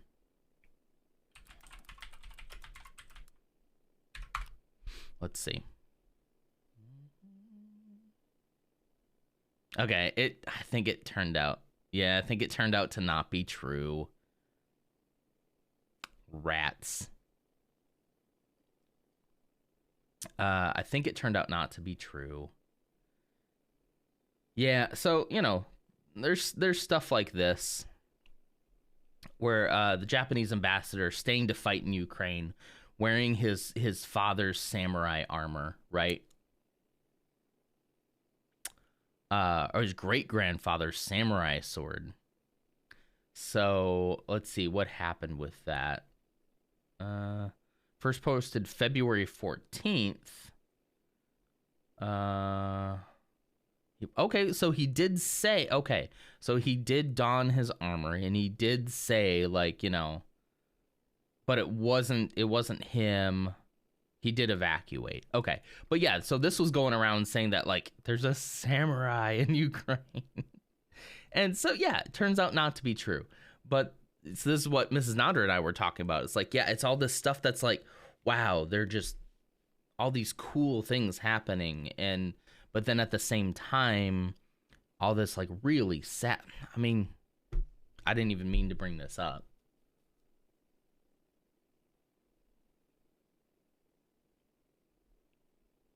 So it's like all this stuff happening that just is inspiring, and at the same time I wish they never had to go through it, because it's ridiculous that anybody has to go through that. Yeah, you've been following Ukrainians on Twitter nonstop. At first it was doom scrolling, yeah, but their attitude and pride of their country is so cool to see. Sad they have to be in the first place, but dang, they're so cool. Exactly. Yeah, I didn't even read your comment until I saw that. Yeah, that's exactly right.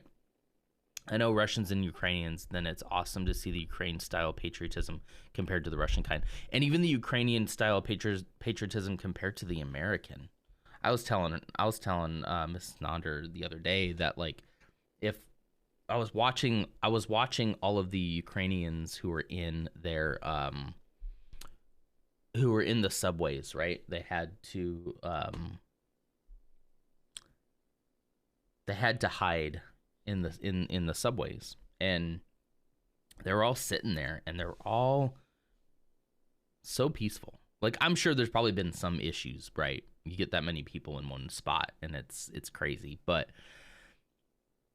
I told her, like, if that happened to us here, if we were forced to like go into hiding underground as Americans, as we are right now, it would be chaos. It'd be absolute chaos, because we can't get along for 20 minutes in a line to get a chicken sandwich. Like, there's no way that we're able to organize to that degree, that we're able to remain civil to that degree, that we're able to remain calm to that degree, because we're just not. It's not happening in the US, at least as it stands right now. Understanding that, like, war and stuff like that is greatly unifying in a weird way. We wouldn't be able to handle it, and that part has been pretty hard to see. Like, we wouldn't. No, I don't. Yeah, Americans being civil, unheard of. You know what I think is funny? It says that this is Stardew Valley. Yeah, I know. It's all clickbait. I'm going to get you in on the Stardew Valley and start teaching you politics. He lures you in with cheese and then starts talking politics. Well, so look, like, and I know you're just joking too, but, like, you know, this is not, I understand the people who are like, ugh, I hate politics. To me, politics is the BS that we put up with in the US around, like, why we can't spend money on infrastructure based on, but we can spend money on, I don't know, on countless other things, right? Those are the things where old people are sitting in a meeting room and they're talking like, oh, hello, I will present this bill. Like, that's politics. the fact that a fascist shouldn't take over a country that doesn't belong to him is not really politics. It's not. And that shouldn't be a brave thing for anybody to have to say. That's a pretty practical thing to say. So I know you weren't like meaning that, Levi, but I understand there's a difference. If I was going to sit here and talk to you guys about policy and which we have a little bit this morning. So maybe there's something to that. But if we're going to talk about, like, you know, here's how you pass a bill and here's what we have to do, I could understand people glazing over and tuning out, you know. But I do lure you in with the cheese. You want to see that cheese? Here, come take a peek at my cheese. Oh, look at that cheese empire growing. It's growing right in front of our faces. We will corner the cheese market. 99 cheese. I'm Dutch, of course I want cheese. I was born in Wisconsin, the north of the US. The frozen tundra, as they called it. Our cheese capital. Sorry, I got something stuck in my throat there. Hang on. Our cheese capital of the US, not of the world, obviously. And then I have Swedish in my family history. So a long lineage that goes back far on the cheese. We got lo-fi going, we got cheese, we got global geopolitics, we got it all on the twitch.tv/Nonder channel. A Finnish person replying to a video of Russia threatening Finland and Sweden. Woo! There are already tens of thousands of Russian troops in Finland, really? They're located along the eastern border about 6 feet deep. Oh. Whoa. Ouch. Oh, did you see there's that lady too who told the Russian soldiers that they should put like flower seeds in their pockets so that when they die, at least they'll get some flowers out of it. I'm paraphrasing a lot because of course I don't speak the language, but I thought I heard something about that too. It's like they got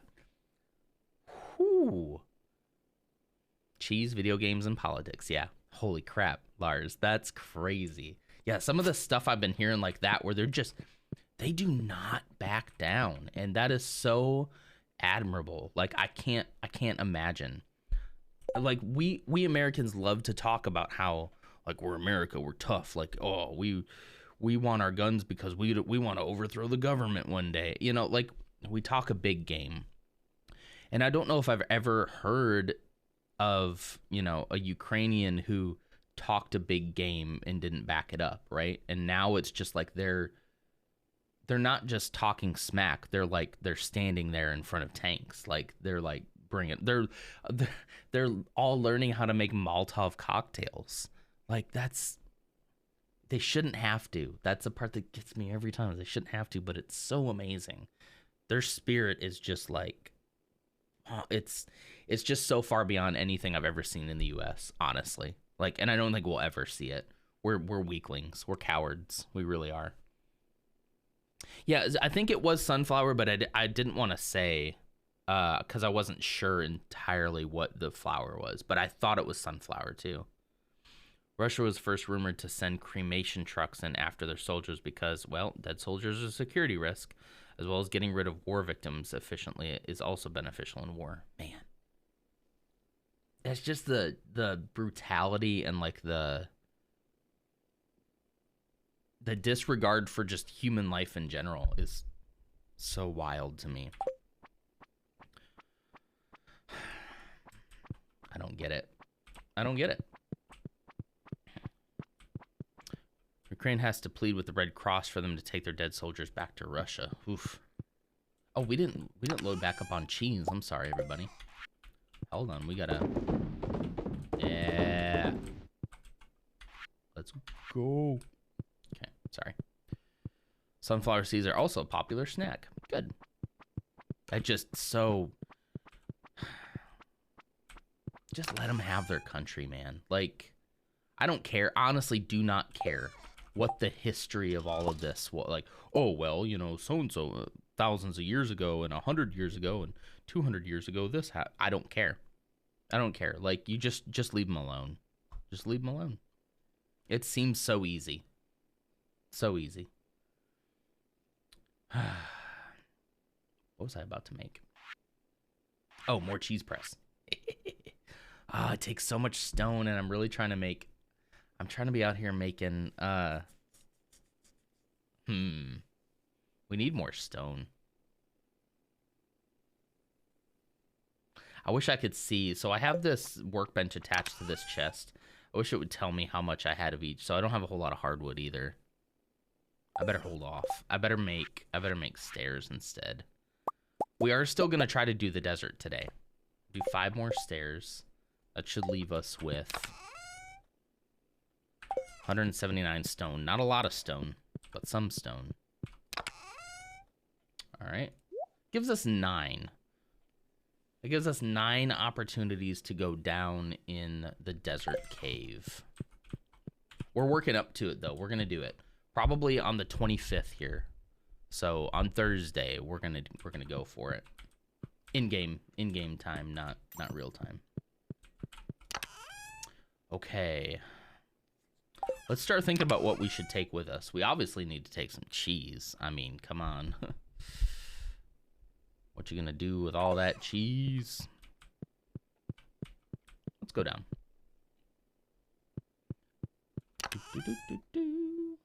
225. I think I'll go ahead and take this goat cheese with me. That'll be our little snack that we take. And that should go in this. We'll take Miner's Treat with us still as well. I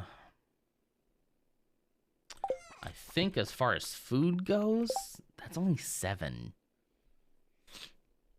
But they each give you 225 energy and 100 health.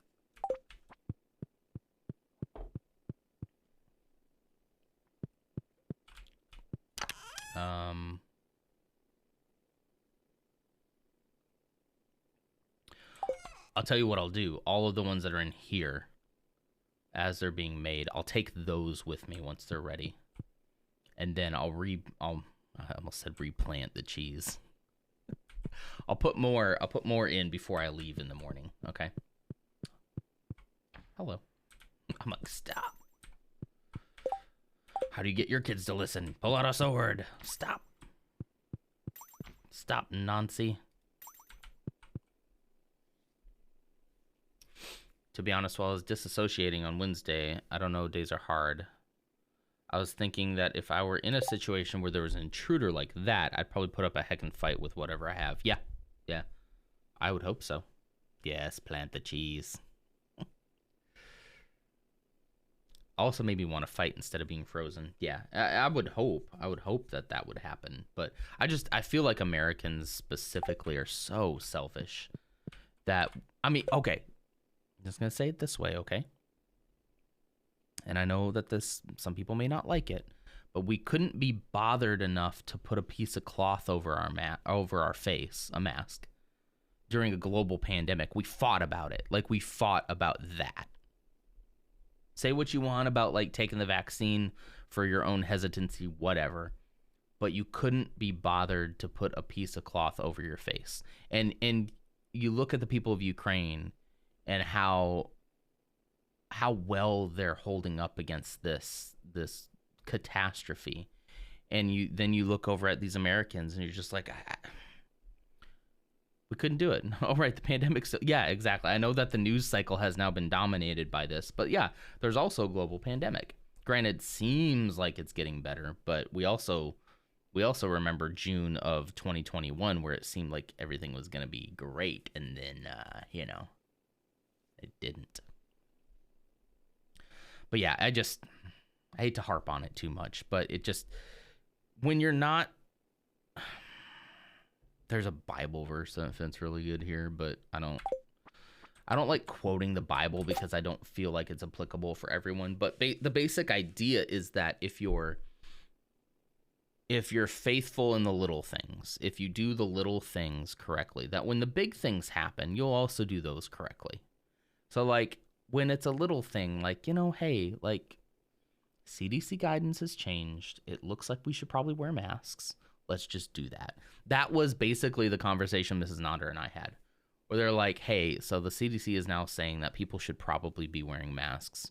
About the only place we go right now is the grocery store. So how about we decide that we're just going to do that? And to us, it was not a big deal. Like, not a big deal at all.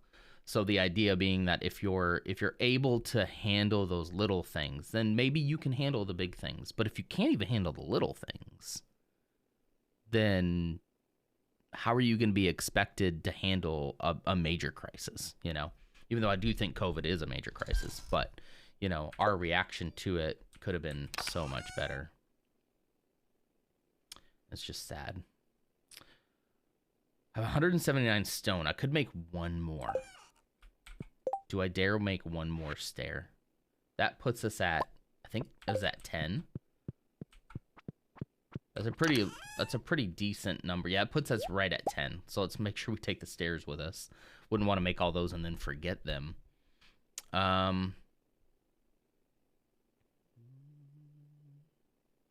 Okay. Just looking to see if there's anything else. Let's go check on the cheese. Should probably let some in-game time pass. Let's go ahead and stand here and let some in-game time pass so we can get this cheese. I don't remember how long the cheese takes. Yeah. Anyway, it's a scary world. It's a scary time. What pandemic? Well, let's look. I haven't actually looked at the numbers in a few days. Or a few weeks now, honestly. I feel like we'll be okay as long as there isn't a new variant. I don't know how... Oh, hey, there it is. How long the cheese steaks? Make fun of me. How long the cheese steaks? All right. Well, the cheese is done, so that's how long the cheese steaks. Okay. We planted more cheese. Cheese has been planted. We have 10 in here and 7 goat cheese. That should be fine. I just want to make sure I have enough health and energy to make it through this cave. Let's go one more cycle. It's only 120. Let's go one more cheese cycle. I measure my day in cheese cycles. Let's see how long it takes. Anyway. Yeah, I mean, are we back down to like where we were? So in June of 2021, I was starting to feel really good about it. Like the numbers were so low that it was like, okay, I think we can probably... We started going back and doing a whole bunch of stuff that we used to do. Kind of started laxing on the mask stuff. Man, that spike from Omicron is wild. But yeah, it almost looks like we're back down. Where's June?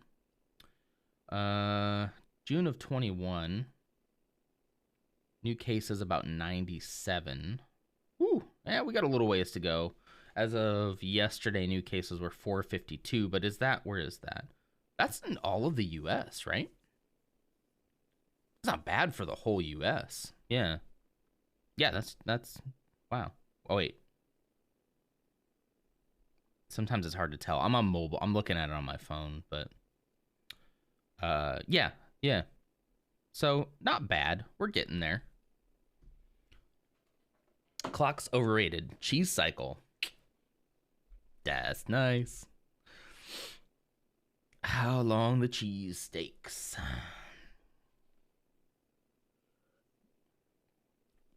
If we said what out of context? Yes, it's 3 turns to the next cheesening.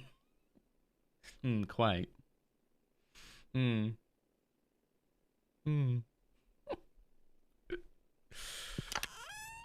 man. All right, we're gonna get some action this morning. We're gonna, as soon as this cheese cycle is done, we'll go to sleep. Oh, actually. Oh, that you measure time in cheese cycles. Okay, gotcha. Yeah, no, out of context, that'd be perfect. We're gonna take just one warp totem to the desert because, you know. Although, let's take 2 because I could see an instance where we would warp. We'll warp to the desert. Then we'll be, you know, 20 some odd levels down in the desert. And then it'll be time to leave. And then I could warp to the desert again and get back on the bus super quick. I think that's a good idea. Or I'll just pass out in the cave. Maybe we'll just let it pass out. I don't want to lose anything, though. I hate losing stuff. Oh, I hate losing stuff. Oh. Okay. I think it's safe to say that, like, the coffee has officially just, like, hit my veins. I'm good right now. I'm awake. I'm alive. I'm ready. Hang on. Ugh. Okay. What do I need a slime incubator for? Hatches slime eggs into slimes. Allows you to raise slimes outdoors. Interesting. How much iridium do I have? I got 3 iridium. Do I want to make slimes? What do I want slimes for? We won't right now. Okay. Lars is BRB, so it's a good time to go check on the cheese. Oh, look at that. Beautiful. I want this whole thing lined with cheese, so when we come down, it's just cheese.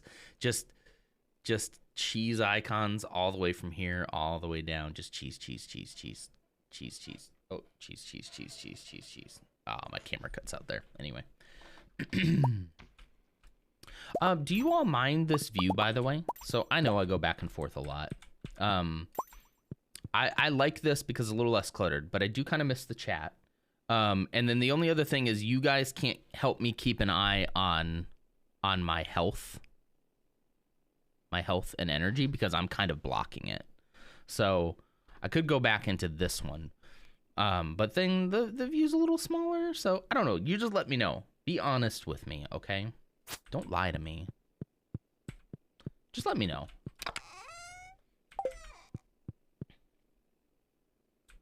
I do enjoy seeing the chat, especially if something funny happens and chat's interacting and I can clip it and then I can get chat interacting with it in the clip. I think that's pretty fun, but I do also like the bigger view as well sometimes. Okay, 6:10 p.m. I think we got everything we need. Let's go ahead and load up another cheese. Let's go plant a cheese. What if I just spent the entire stream just doing cheese? That's pretty much what I've done so far. Cheese and stairs. All right. Have everything I need here. I've got my good sword. All right, kids, is it not past your bedtime? You guys got to go to sleep. All right, here we go. We're going to sleep. We're going to do it. We have 10 stairs, which is enough to go down half of what we need. So as long as we can get to like level 10, we'll be okay.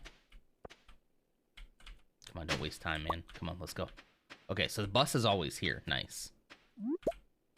Bus is always here. Okay, well, here we go. I'm going to try not to use as many of those as I can.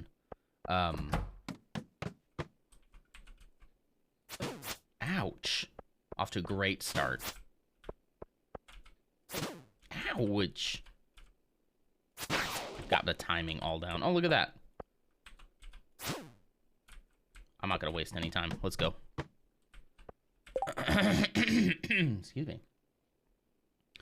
My throat this morning, it's so dry in this house. Do you think it'd be weird to see your dad hold up a strange block of wood and then disappear? Probably a little bit, but I would think after a little while you'd get used to it, you know? Ooh, I can't do damage to that guy. Okay. Yeah, like after a while, especially as a baby, like you don't know what's going on. So like you just accept everything that's going on as a reality. Pretty easily. Hey, look, there's our way down. I think about that a lot with my own kid. Like just that everything going on currently. Oh, there's a hole. Why don't we go ahead and just drop down? Let's see how far we drop down. We got to go down 5 levels. Nice. That's excellent. Most excellent. But yeah, as a kid, like I just think about him like experiencing the world and just everything that's happening to him just is like it's so weird to think about. I don't know. I probably think about that too much. About how he's seeing things. Like I think about that all the time. We're making good time. We're making good time now. This is good. All right. The stairs are going to be behind. Yep, there we go. Oh, look at us. We're flying right now. Sounds like the start to a my daddy held onto a piece of wood and never came back joke. So this one time? Yeah, I mean, if I die down here, that could potentially happen, right? I just want that iron. Okay, let's go. Get that sword up, because I heard those bad guys. Yep, there they are. Haha, take 74 damage. Uh-oh. Uh-oh. Yeah, take it. My dad went to get cigarettes, and he never came back. He put a piece of wood above his head, and he never saw him again. Feast of the Winter Star has begun in town. Oh, well. Ow, gotta watch that health. Watch that health. Okay. Ow. Ow. Oh, man. Okay, cheese time. Okay, wait, I have cheese right here. Eat it. Woo. Okay. All right, we're back to green.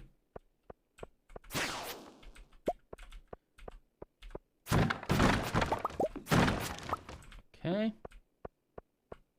All right, time for a bomb right about here. Can we put it right about here? Spelunking master. Oh, look at that. Yeah. Excellent. I need all the stone anyway. We need to replenish our stone supply. Okay. I do think this view makes a lot more sense, at least for adventuring, because you guys can help me try to keep an eye on that health, because sometimes I forget that it's there. And that's when I end up getting in trouble in places like this. Okay, looks like we're gonna have to blow up some more stuff. Let's just do some normal bombs. Let's do like one right there. Oh, there it is. Excellent. We haven't had to use any of those stairs yet. We're doing excellent right now. We're gonna put a mega bomb like right there. In fact. Yeah.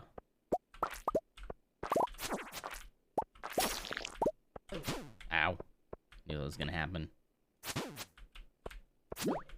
Ow. No. Quit hurting me. Uh-oh. Uh-oh. Okay. We're hiding behind a rock. We're okay.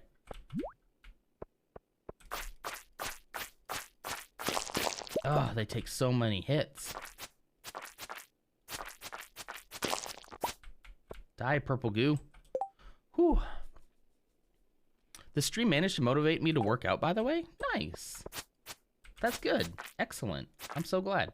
You'll notice this morning I didn't start out the stream standing like I normally do. I didn't have it in me this morning. But I think I'm gonna end the stream standing, which it's about 8 o'clock. I should probably go ahead and do that. Uh-oh. Okay. Whoop. Cheese time. Eat it. Maybe we'll go ahead and do that. See, now you've inspired me. You've inspired me now to go ahead and stand up. So let me make sure my water is off the desk.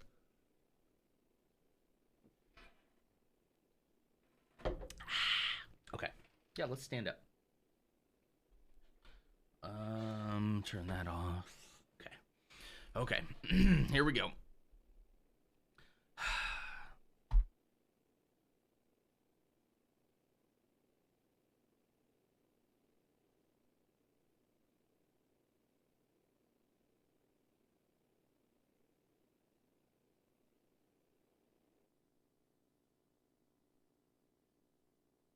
Okay, I'm back.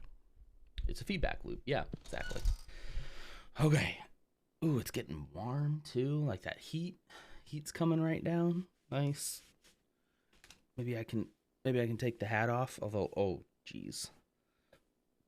Oh geez.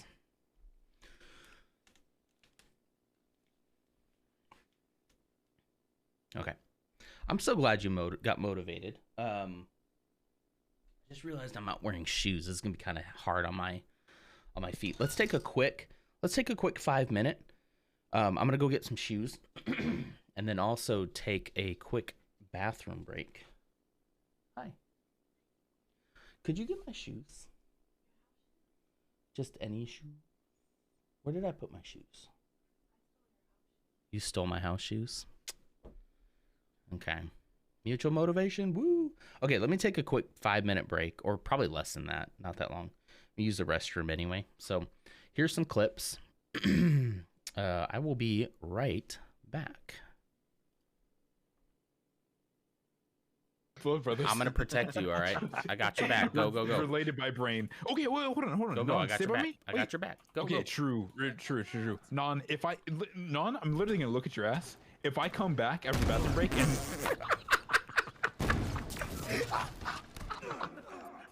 Okay. so Waffles, I already know you know that. Like I said, childhood friends. Yeah. But Non, right go there. way back. Dude, we go way back. Oh my god, we go way Waffle- back. Non, don't even get me started. Waffles Remember in here that time has at the like arcade? What? Waffles here has like 3 different usernames going on. So Oh yeah, Waffles. The other one is your alt account is Rob Bob the Corn Cob, and then I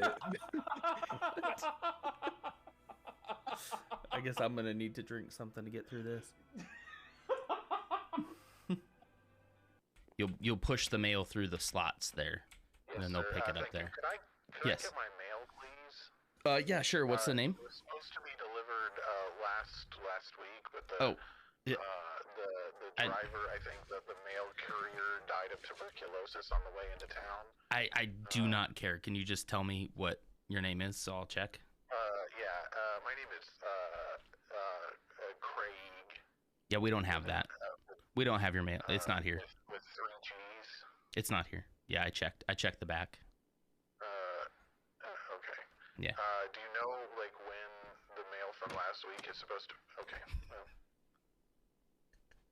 that's fine. What about assault? That's a The crime. answer is no. What in the world is D? He by the way, he's sending God to you, Dash. Shh. Uh-oh. Don't. No, I don't know. I don't know what this does. With your Jesus bolt. Why? Oh man. That one.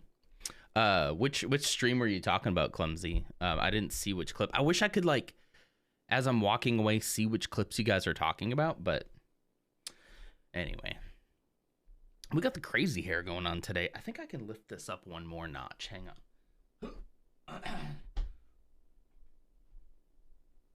Yeah, there we go. So I have a standing desk, but it's not an automatic standing desk, so I have to just. Oh, the one where you said you protect Jordan and got blown up. Yes, excellent. Yeah, they came in with the hammer. That is a good one. That was so much fun.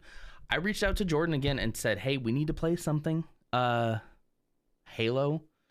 We recently started playing Sea of Thieves. I thought it could be kind of cool to get him on in on Sea of Thieves. Haven't heard anything from him, unfortunately. Oh, I'm back in game and I forgot to switch over. Hold on, sorry. There you go. Yeah. So I don't know, but he did like one of my tweets the other day, so I think he's still alive. Pew. I would love to play with him again. He's a fun dude.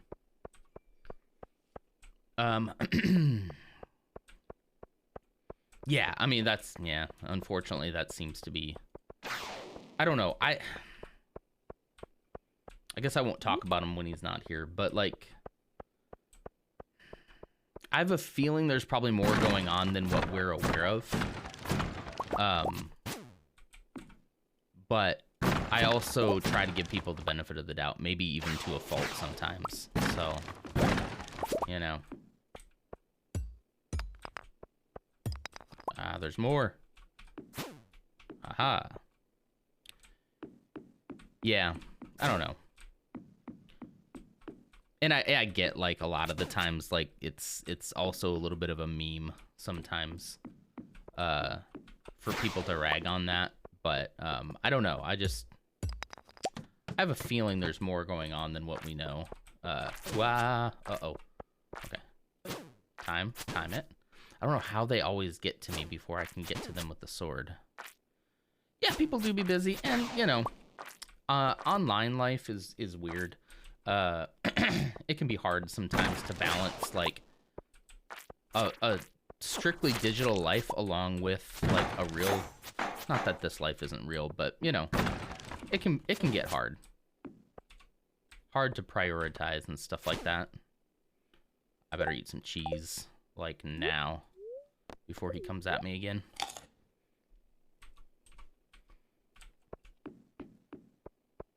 There's something to be said, though, about, you know, you make connections with people. And naturally, like, those people start to care about you, you know? And want you to do well, want you to be well. And sometimes it's nice just to let them know that, like, hey, I'm good. You know, everything's good, I'm just busy. You know? So, I don't know. I try not to rag on it too much, but anyway. Just keep reaching out. Oh, man. There's so many places where this could be. Is this a stair instance? This might be a stair instance instead of having to find one. Yeah, let's go. All right. These guys really kind of slow me down. They slow down my progress. I still got 10 more to go, and it's 2:30 in the afternoon. So, you know.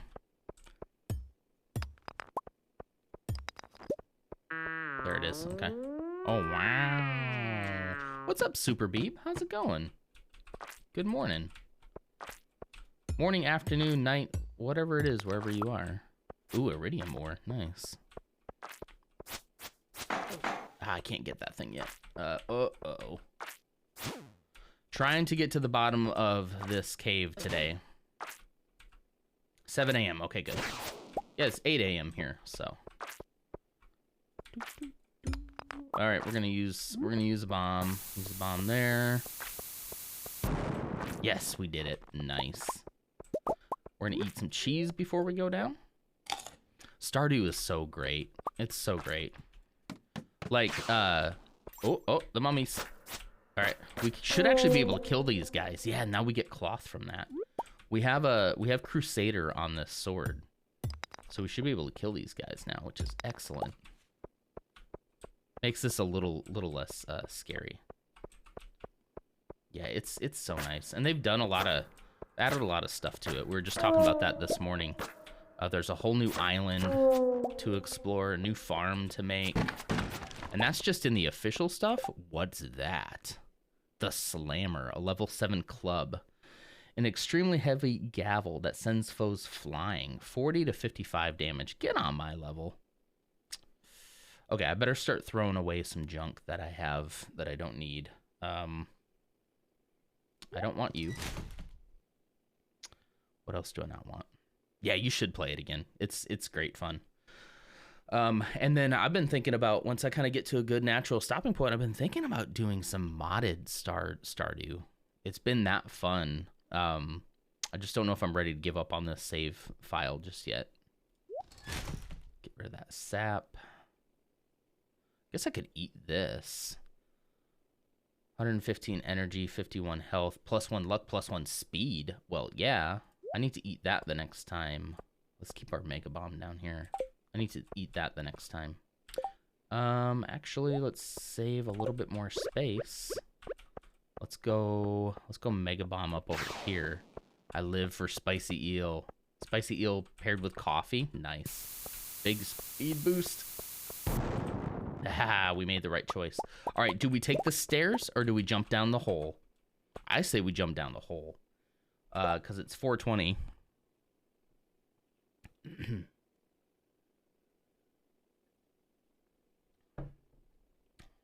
I think we're going to jump down the hole.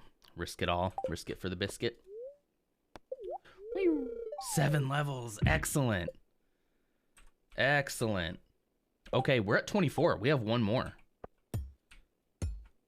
Let's not spend a ton of time because I don't know what's here. There it is. All right, we're gonna go down. There we did. We made it. Level 25. Okay, what's at level 25?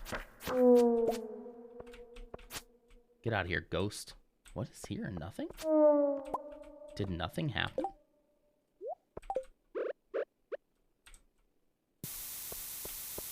Did like nothing happen?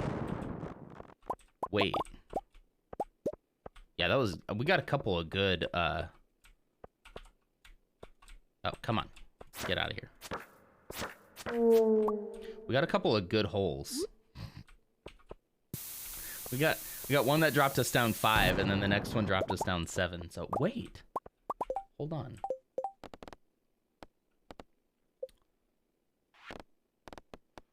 We did the one that said to reach level 25. Is there more? How could we possibly get any further down? There's more? How far down does this go? Oh no. I thought 25 was gonna be it. It's a star-shaped room. What was the star-shaped room? Should I have done something in the star-shaped room? Oh, that does like no damage to him.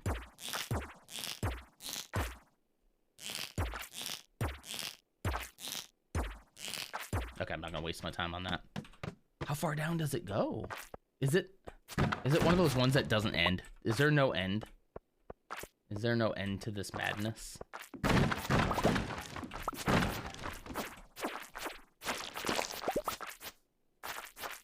Oh no. What have we done? Okay, it's only 6:20, so we got some time still.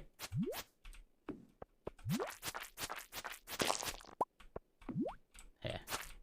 Outsmarted you, blob. Hey.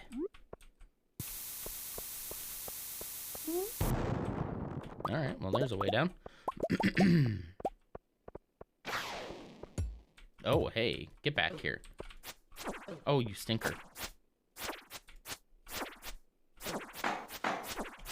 Ow. Ooh. Alright, let's eat that spicy eel. I mean, I guess we keep going, right?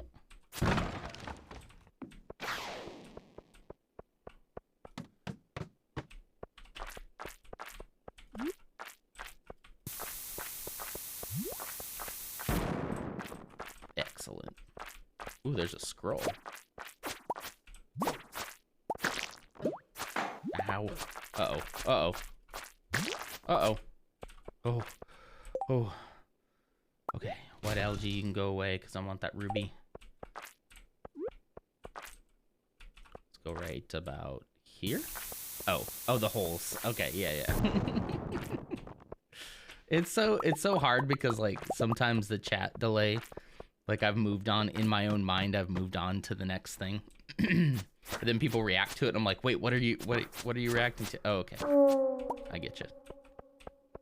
I think I even have low latency on too. As much as I can. It's more of a my mind thing than anything else. Ow. Get the sword. Turn the sword back on.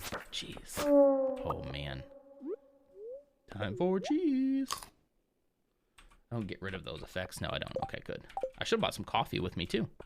Yeah, let's just go. Are those sad trombones farts in the game? Yeah, they are.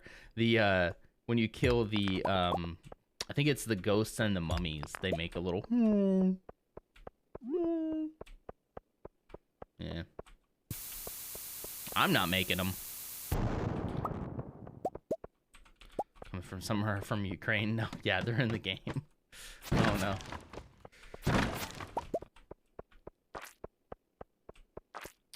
Let's see if we get lucky yet. Did I use all my bombs? Uh-oh. All the bombs have been used. Okay, so I'm fully okay with spoilers at this point in time. Do I continue to try to go down? Am I close to something? Is there an end to this? This cavernous cave? Because I can start using, I mean, we made these for this express purpose. I can start using these to move down a little bit faster.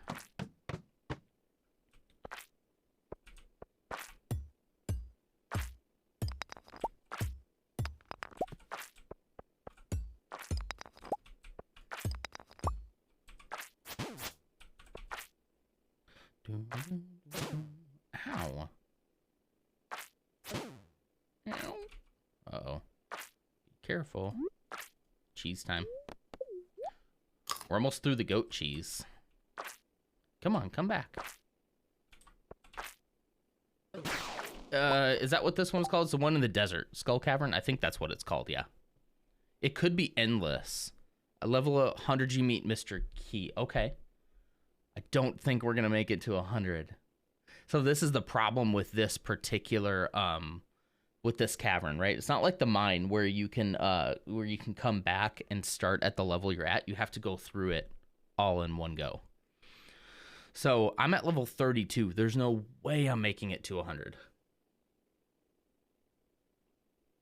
It's 9:50 at night. I don't know how I could get to 100. I thought that was going to be 25 because it said reach level 25 in the Skull Cavern. I thought that was going to be like the event, you know? Ooh, crab cakes. Ooh, look at that. That you got 1 speed, 1 defense, 225 energy. Man. So I'm pretty much at this point where it's like, I think I should go ahead and turn around. I thought level 25 was going to be it. I really did. I assumed that was maybe not the end, but I thought that was going to be the where I met him. Because this says, give the sand dragon his final meal. Maybe we should look up what this quest step is. For those of you who are trying to avoid spoilers, I do use the Stardew Wiki quite a bit, just to kind of speed things up a little. So if you're not interested in knowing this next part, maybe you can mute for just a few minutes. I'm going to figure out what this quest step is for. The mysterious key, give the sand dragon his final meal.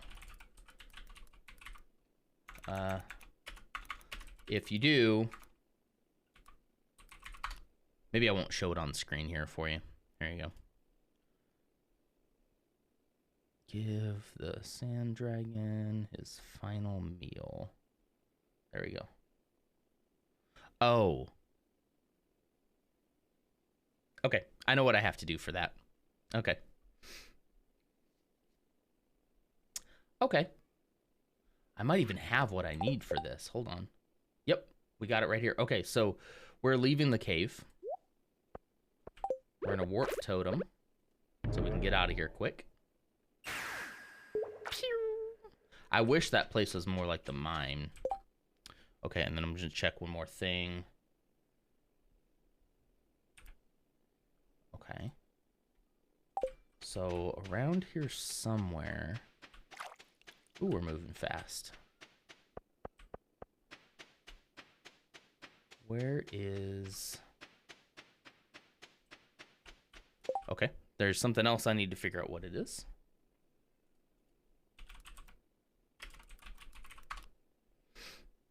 There we go. Oh, it's that. Okay. Hopefully we can still do this in time.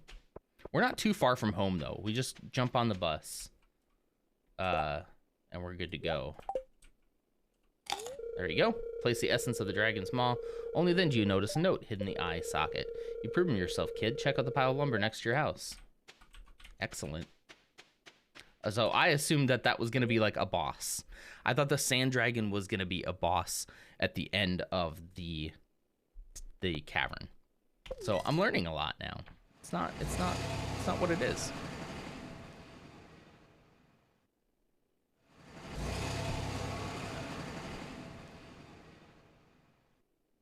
Whoop. Thank you. Oh, I drove myself back. Did you notice that? I drove myself back. That's why I was in the front, because that's kind of nice. We didn't make, I think her name's Pam. We didn't make Pam wait. That's very nice. Very nice of us. Feast of the Winter Star. Oh, yeah. Sorry, I missed that. Check out the lumber next to your house. What is this? Under a piece of wood, you found a club card. I know what that's for. I know what that's for. It's for the desert. We're going to go back to the desert tomorrow. It's all in the small details. Yep. Yeah, I just assumed as like, okay, cool. It'll be a dragon that we fight at the end of that cavern. And I also thought that was going to be kind of cool because we don't really have boss fights in this game. I think it'd be kind of cool to have a boss fight, don't you? I think it'd be pretty sweet. Let's go store everything before we go to sleep. We got a little bit of time. Not a ton, but a little. I know what that letter is for. Okay, nothing in there. We can put the Omni Geode. It would be cool to have a boss fight, I agree. It would be awesome. That... Ooh, there's an artifact. Interesting. I guess I've already given him one, though, because it shows, yeah. We got some dwarf scrolls as well. Okay, we're going to bed. Good night. Excellent.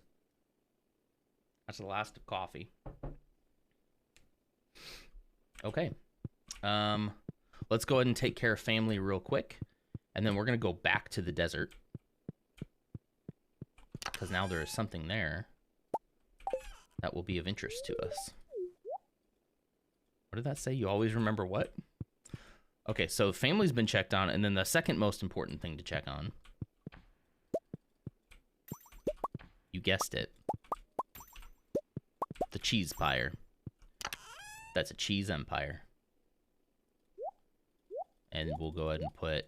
we'll keep like 10 in our inventory for right now. Just in case. And then we'll... It's gonna sound so cool when the whole place is lined with that. It's gonna be like... be awesome. It's gonna be epic. All right. Oh, somebody saw. Hello. Good morning, Emily. What you need? You seem to be doing well. The farm looks great. Well, thank you. Little sheepish grin. So you've been here a while, and I'm sure you've acquired some cloth by now. Yes, I actually just got some. Well, did you know that you can use cloth to tailor all kinds of clothes? Really, all you need is access to a sewing machine. And I happen to have one at home. Feel free to swing by and use it anytime. Excellent! Emily's sewing machine. Very cool. To start tailoring, you'll need a piece of cloth and a secondary item. Experiment and see what unique styles are out there. Very cool. Sheepish grin. That's what I interpret that grin as. Am I correct? You did it. I'm very impressed. Enjoy your reward. 10,000 gold. Heck yeah. Okay, animals real quick. Let's take care of animals. We're also almost strange doll. Uh-oh. What is this? Oh, Gunther. Okay. That is a strange looking doll. It looks like it's Stretch Armstrong almost, doesn't it? Kinda.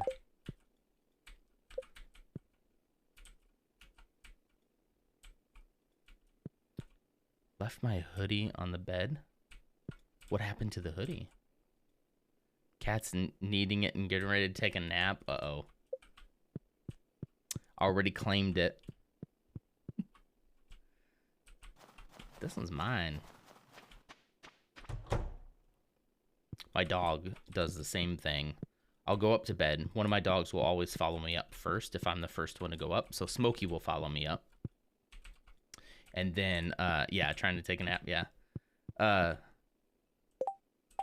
He'll follow me up, right? And then I'll kind of be getting ready for bed, and he'll jump onto the bed, and he'll plop himself right on top of the blanket that I like to use.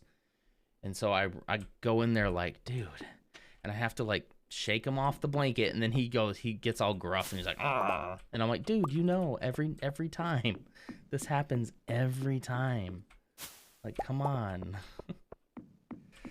It's like the one blanket I like to use, and he's got to claim it as his own. Yeah. Oh, pets. Cats, I think, are probably worse about that, though, right? Like, they're very... You sometimes don't want to move a cat. You're like, well, I guess that's yours now. Until you're done with it. Okay. Here we go. Let's go show this VIP card over here. I've always wondered how we were going to get into the Oasis. Now I know. See what happens. Sweetie, won't you buy something? No. Is that a club card? Mine's chill enough, but I don't want to move her only because, like, I feel bad for doing it. Yeah. I felt bad for a couple of years, but we've had him for, like, 9 years now, so he can get over it. That's right. Now step aside, blockhead. I'm just going to say yes. I don't need to... Jeez, you may enter. Whoa, did he explode? What is it with people and exploding in this game? He just blew up. Jeez. Oh, hello. Whoa. It's a casino. What's going on over here? Want to play some Calico Jack, 100 coin table? No. File on non. Wow. Steps taken. 216,990. Gifts given 68. Days in Stardew Valley 334. Dirt hoed 1,777. Items crafted 925. Items cooked 21. Trash recycled 0. Oh yeah, take that, environment. Monster slain 1,543. Now it's an ad for KFC. Did you get another ad? Those should be like an hour or so apart, I thought. Has it been an hour? Jeez. I just ate. 1,543. Fish caught 245. Seeds sown. Item shipped. Okay, well, that's interesting stats, I guess. Oh, hey. Oh, that's him. I thought that was going to be the wizard. It's been an hour. Jeez. Time flies, man. It's good to finally meet you, kid. Welcome to my exclusive clubhouse. You've got the spark. That's why I singled you out. What spark? Ah, the conduit of mystery, of art. People like us have a responsibility to keep the world alive, to give folks a taste of the extraordinary. You see, kid, the world's like a bowl of rice. It's got substance, but it ain't worth nothing without a good zesty sauce. That's where we come in. We sauce the world. We just put our sauce on the whole world. Didn't you ever wonder who put those treasure chests in the old mine shaft? I like to give people surprises. Surprises of my sauce. He's the sauce boss. Surprise, it's my sauce. Oh, you'll understand someday. Just keep doing your best and never give up. I understand fully. I fully understand what you're talking about. Unfortunately. Okay. Who are you? I have a statue of the Endless Fortune for sale. It's only 1,000,000 gold. What do you say? Ooh. Does that do what I think it does? I have 196,000. I'll take it. I said 1,000,000 gold. This ain't gonna cut it. Okay, well, fine. I bet you that's a waste of money. Well, Wick, it's not my lucky day. Ugh, I drank too much. Oh, are they puking in that? Oh. Hello. Tables for big shots. It's $1,000 coin bet. Leave. This guy and his sauce, right? What about you? Who are you? Ooh. Primal motion can be placed inside your house. Burnt offering. Jeez. Highway 89. Spires. A top hat. There's another rare crow. Ooh. 10,000. Hardwood fence. Most durable type of fence. I found stone's been pretty good so far, but... A magnet. A warp totem to the farm. Modern double bed. Okay. Should we play some games? What do you think? Hey, can't you see I'm busy? I'm on a roll here. All right, sure. What do you think? Should we go ahead and do... Should we play some... Should we gamble? 100 key coins for 1,000 gold. Sure, why not? What should we try first? Should we try cards or should we try... Let's try slot machine. How about that? Let's try some slots. Calico spin, baby. I was kind of really hoping that this area would be a place where it would help you get down into the mine a little bit more, but it's looking like maybe we don't have to. If there isn't a boss waiting for me there, I feel like we just finished up, you know.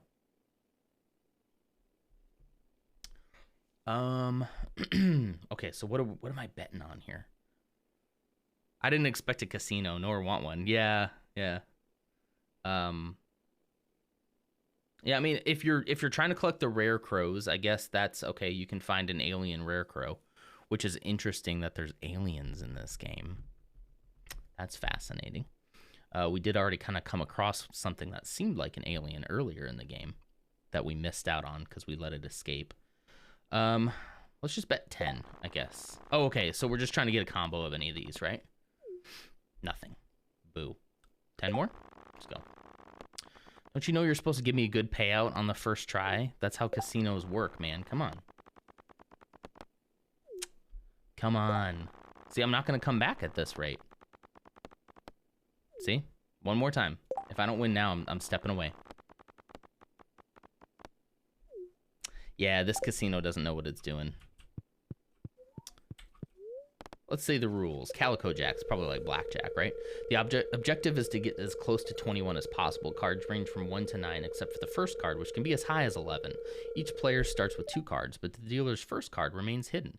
Each turn, you can choose to draw a random number between 1 or 9 or pass. Once you pass, the dealer's hidden card is revealed.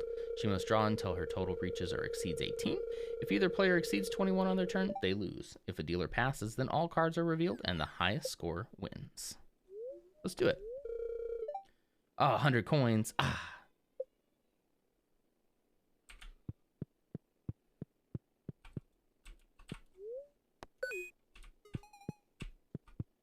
All right, let's do it. Oh boy, look at this. This reminds me of old school like solitaire. Okay, so that's a 6. I have a 9. I'm going to hit me. Oh, 10. Hit me one more time. 15. Do I hit or stay? There's only a few lower cards it could be. It's 21, so it'd be a 6 or lower. I'm going to stand. 15. 21. Ah. See, this is a bad casino. This casino sucks. Like, the point is you're supposed to, when somebody comes for the first time, you're supposed to let them win a couple so that they get confident and they want to come back because you're like, I have good luck here. But if you don't do anything in the first couple of tries, people are just going to leave. That's 1,000 coin. Okay, we're done here, I think. We have 50 left. Should we go ahead and just throw it in on the... Let's just go ahead and throw the rest of these in here. Might as well, right? Yeah, see, we're not going to get anything. We're going to win nothing out of this, I bet. Yeah, look at this. They're just taking all our money. Yep. 2 more. Watch, we're going to win on the last spin. Here we go. Last one. I bet you this wins. See? This is how they get you. This is how they get you right here. They get you. This is how they do it.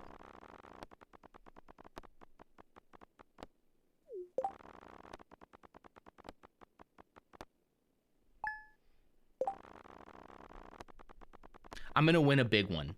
I'm going to win like 1,000 or 2,500. And then that's going to make me want to go do the bigger table then. Because, like, I've already put the money into these coins. This is how, yeah, how come that? Oh, okay, that gave me 30. See? Yeah, they're trying to get me up there so that then I'll go to the big table and I'll lose it all, right? This is the episode where Non develops a gambling addiction. We went, I've never actually done any like actual gambling in like Vegas or anywhere like that. But my wife and I, for a work event one time, we went to like, I don't think it was Dave and Buster's. Quit giving me money. I'm trying to give it all away. I don't think it was Dave and Buster's, but it was somewhere like that. And they had like one of those machines where you put the quarter in and it did this like slide back and forth and it was like pushing, quit letting me win. It was like pushing the quarters, and if they all fell, like you'd win it, right? You know, they're pretty basic machines. And work gave us like a card loaded up with like money to do activities. I'm trying to get to 100 so I can just lose it all. So work gave us a card and we spent like almost all of it on that game. And so we both looked at each other after that and we're like, we should not go to Vegas, because that would be bad. That was almost a 3-star fruit there. There we go. We got 100. Here we go. Boom. Take it all. Take it all. I don't want it. Just yes. There you go. Boom. Done. All right. See, you made me lose all my coins. I'm out of here. Okay. Well, I was really hoping that was going to be something a little cooler, huh? I'm going to buy a bunch of their honey.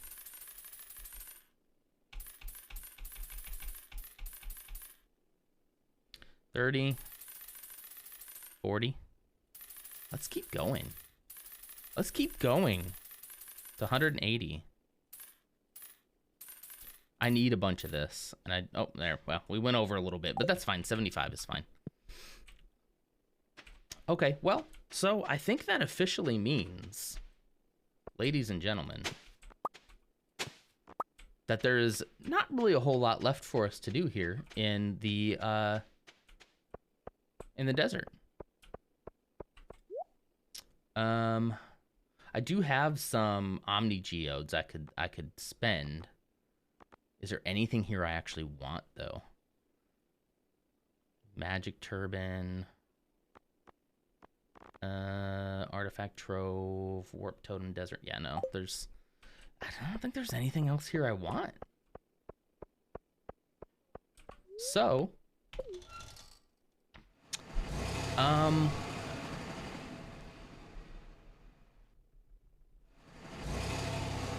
we've solved a lot of mysteries today.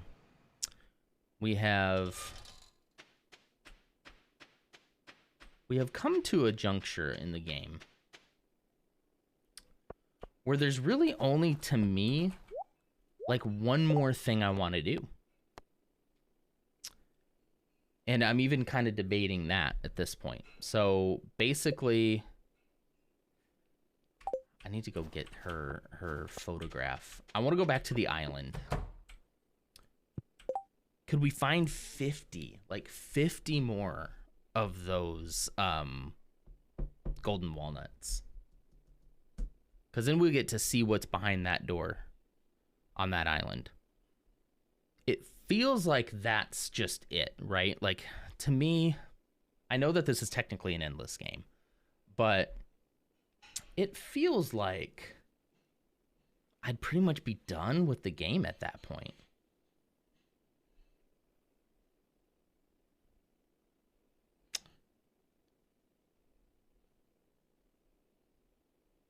Yeah. Let's look at golden walnut. Let's see. I'll show you what I'm looking at. Sorry. Just start playing Silent Hunter 3. It's not addicting. I'm fine. I'm fine. You finished the museum collection? I didn't finish the museum collection. I could technically do that. I just haven't. I mean, don't get me wrong. There's a whole lot more I can do in Stardew Valley. It's just that in the desert and then the island was the only kind of big things on my list that I wanted to do before moving on. But I'm considering not technically moving on from Stardew. I am considering starting to play modded Stardew and doing Stardew Expanded. that we talked about last week. I'm very much considering that because I've had a great time with Stardew, so I don't know if I'm ready to like actually change it up that much. But I think maybe starting over with modded Stardew could be a lot of fun.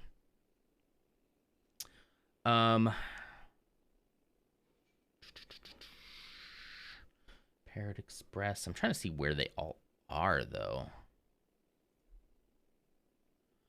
There's one in a golden coconut. I think I got that already. So it depends. Like, do I want to go through all of this, finding all of these, and then being done? Or, like, I kind of want to know what's behind the door, but at the same time, I could just, like, go on the wiki and find out what's behind the door. And if it's something I really want, then I could potentially keep going.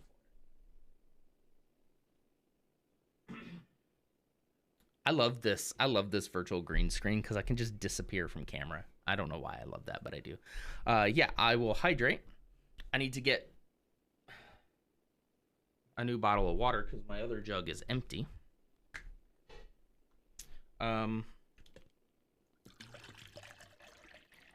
Little water ASMR for you. There you go. Whew. So the mods I'm thinking of, Clumsy, is basically just this, just Stardew Valley expanded. Let's see. Stardew Valley is a fan-made expansion for Concerned Apes Stardew Valley. Sorry, I didn't actually hydrate. Hang on. OMG, that ASMR probably makes you need to pee, right? Actually kind of makes me need to again. I already did it once. Okay, so it's fan-made. 27 new NPCs. 50 locations. 260 character events. 23 fish. Reimagined vanilla areas. 2 farm maps. A reimagined world map reflecting all the changes, new music, quest lines, festivals, and many miscellaneous additions. Yeah, we will continue the cheese empire within Stardew Expanded. That's what we'll do. It's pretty wild. I think we watched a video about it last time, but here's some screenshots of some of it. So like this is like Marnie's Ranch, right? Just vastly different. Like there's just so much more going on in it. And it's so crazy to me because it feels like this should be like Stardew 2.0, right? More cheese better be under miscellaneous additions. Yeah, like maybe more varieties of cheese. There's other farmers who have farms, which I find interesting. That's kind of cool. So yeah, there's Fairhaven Farm. So it's like another farm that's not yours, but that's actively participating in it as well. Not another player, but you know, you give Dusty many pets. So it looks like there's maybe a different pet system, maybe different kinds of pets, because that looks like a new kind of dog. Geez, look at all the people too. This looks like the community center, right? Yeah, this is the community center that people actually hang out in. So it looks like there is a community center we'd have to do. That's probably it from the outside, kind of run down. All those trees. It just looks like there's so much more to do that I could probably keep this series going for a long time. Yeah. There's the Joja. There's Joja. There's a new, that's the wizard's place. So that's a little revamped and remade as well. Stretch. Okay. Yeah, I think this might be a good idea. Because to me, I felt like it was time to move on maybe to a new game, but I don't really know if I want to give up on Stardew. I like it. I've heard that there's more combat. There's more, I mean, obviously look at all the new swords and stuff that they have. There's more armor options. This is a player in like a full, so like there may be more options. There's the island with the shipwreck and stuff on it. It just seems like It seems like there's gonna be so much more to do. I think there's more combat areas too. Excuse me, because this is like the desert, but like all of the creatures are spawning on top of you. That looks wild. Welcome to the continent of Galdora, a place beset by both miracles and curses. This just seems like far more of like a action adventure RPG at this point, you know? So I don't know. I say we do it. Maybe we'll throw up a poll in the Discord just to make sure that everybody's cool with that. But do we want to know what happens when we get all the golden walnuts? Do we want to know, or does anybody want to keep that a secret? If you'd rather keep that spoiler free, please let me know. I think I'm on the Stardew Valley wiki right now. You currently can't see it. I might read what it is. Let's see.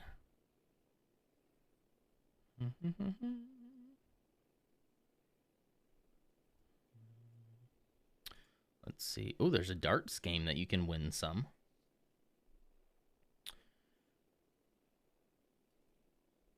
Let's see.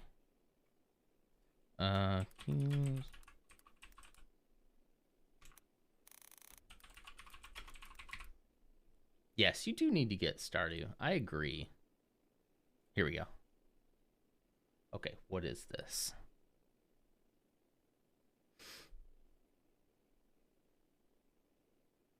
Okay. Yeah, so anybody care if I say what it is, what happens? Cuz I think you'll be as underwhelmed as I am.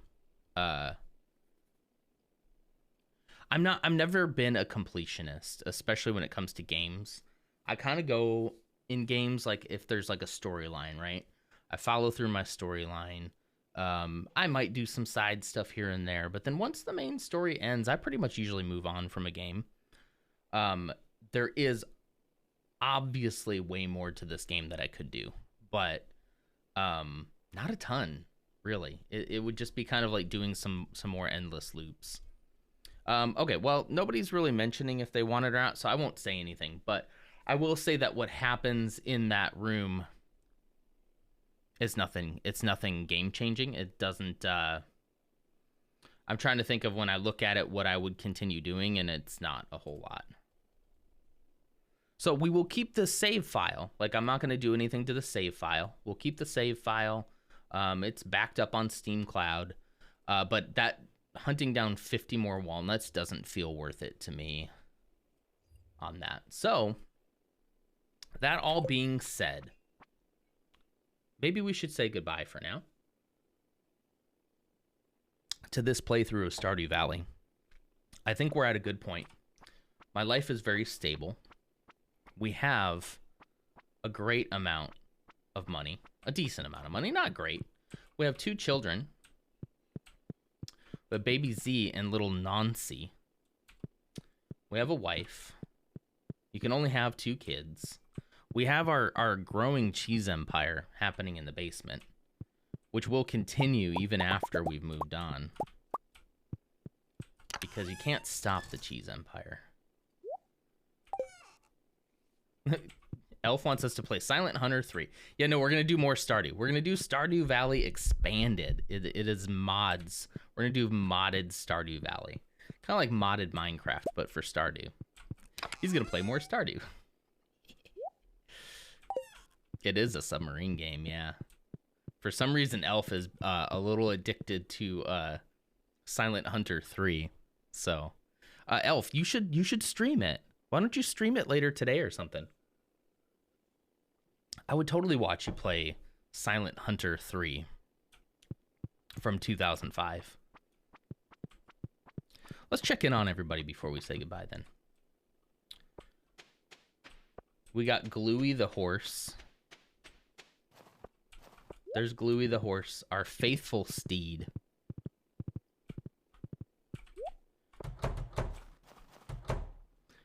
We're saying hi to all the chickens. Peeking. Nuggets. Fingers. Strips. The rabbit Peter, or Peter Rabbit, chicken tenders, and duck confit. They're all very happy. They're all very content. They have plenty of food.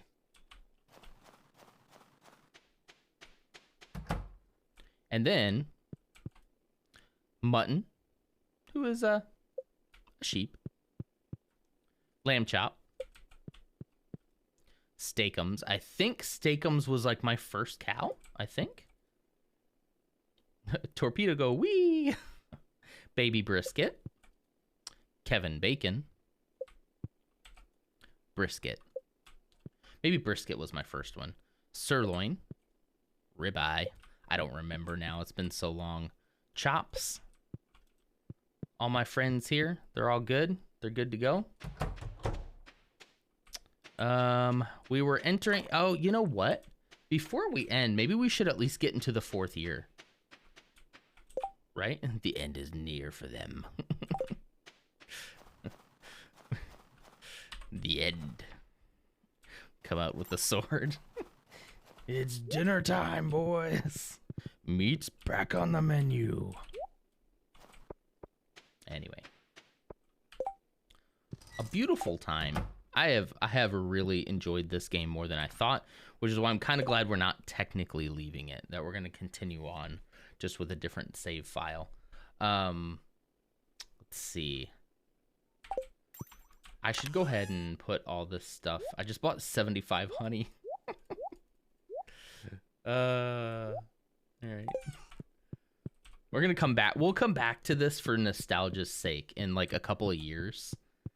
We'll come back to this first world, and this is going to be like, this is going to be wild. Yeah, it'll be great. So stick around.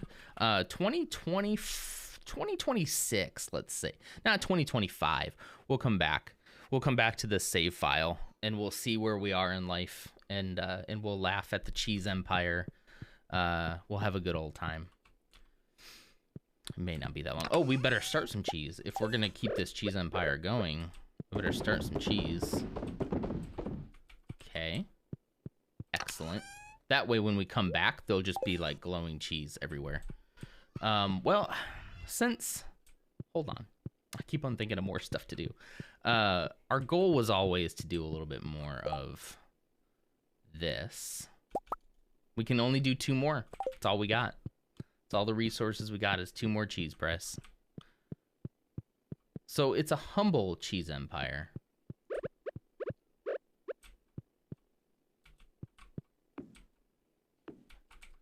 But it is still a cheese empire.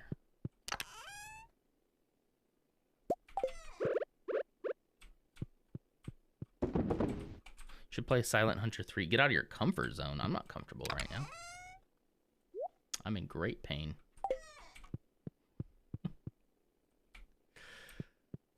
I'm in great pain. No, we'll keep this save file. So there's also a very real possibility that as the actual developer brings out new content for this, that we'll come back to the same save file and keep playing vanilla.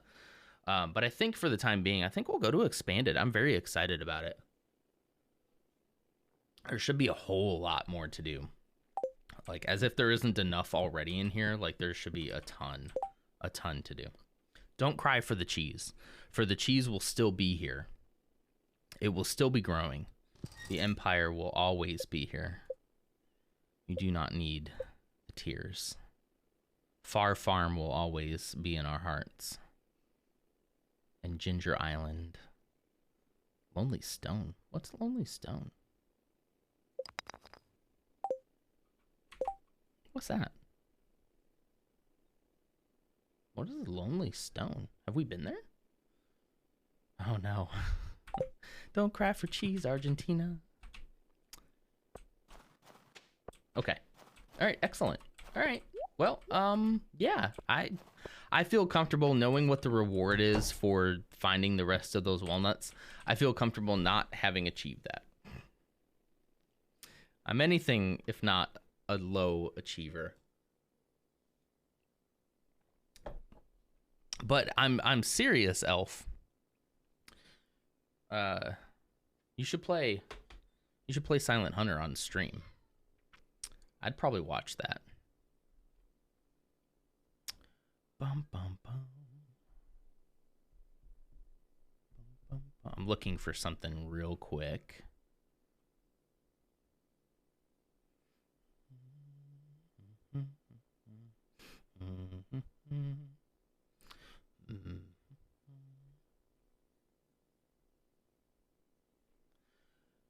You should play Silent Hunter on stream. I don't have Silent Hunter 3.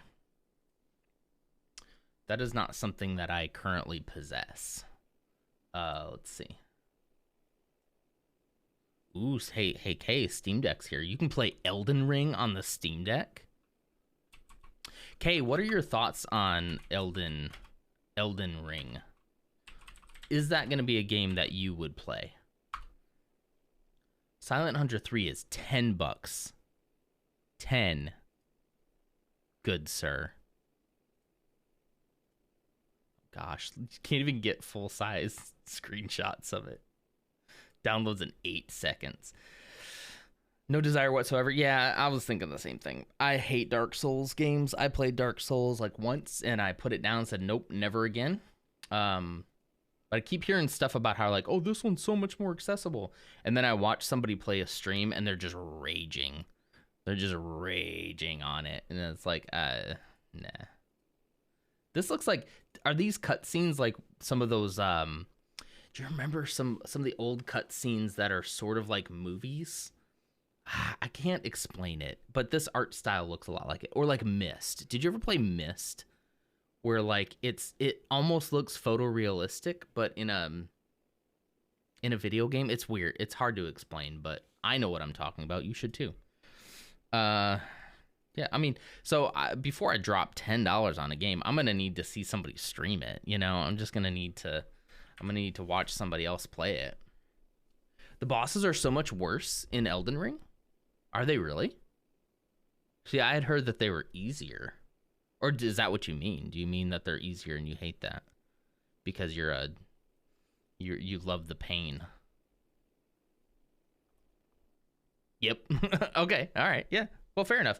I can understand if you're a fan of the series and that is how you've liked it for so long, that kind of change could ruin it. No, the bosses are a lot harder. Okay. But those kind of changes could ruin it though for some people. Because I heard some people complain of like, no, it's too easy. I don't know. I did watch. Do you guys know what's his name? I can just show you. I can show him to you right now. Let's see if I can remember his name. Why am I blanking on this YouTuber's name?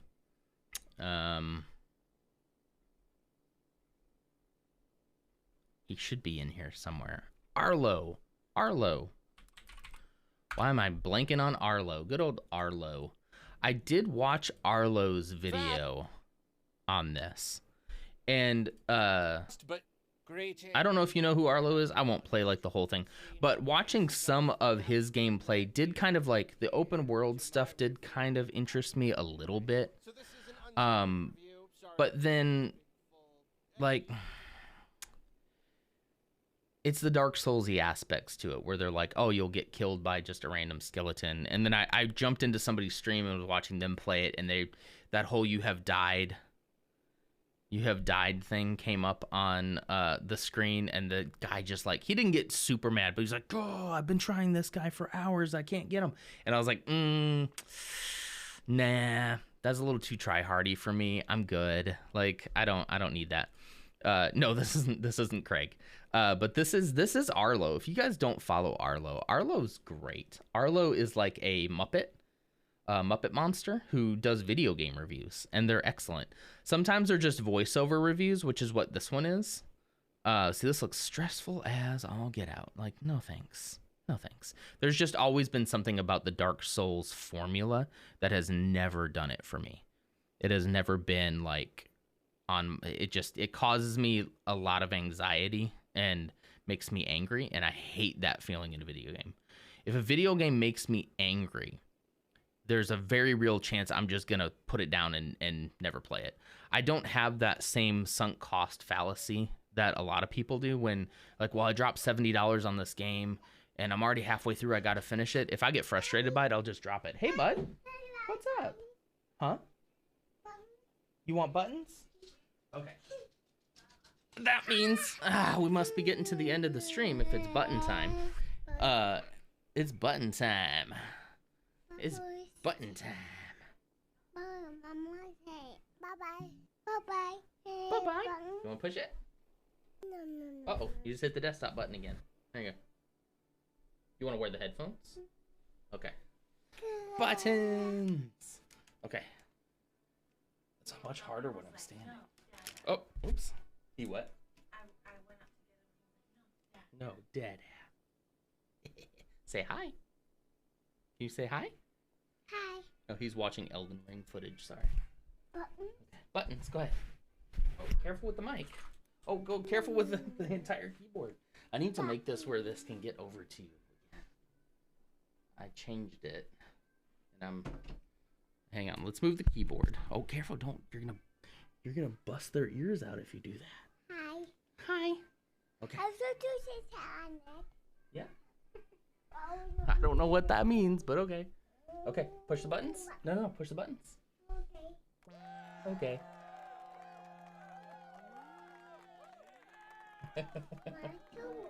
Yeah, you did 2 buttons. You did 2.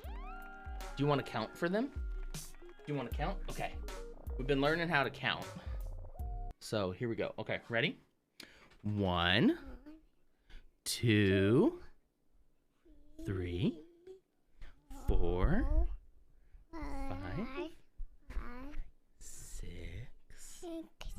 7, 8, 9, and 10. Yay! Woohoo! Now we'll go from 10 to 1, okay? 10, 9, 8, 7, 6, 5, 4, 3, 2, 1. Yeah, good job. Whoa, there goes the headphones. There's Levi with 10 bits. Ouch. Hey, no, that's not funny. Hey, you gave, hey, no hitting. It's so hard not to laugh. You gave Daddy an owie. Yeah, owie. Oh, 2? Did you give me 2 owies?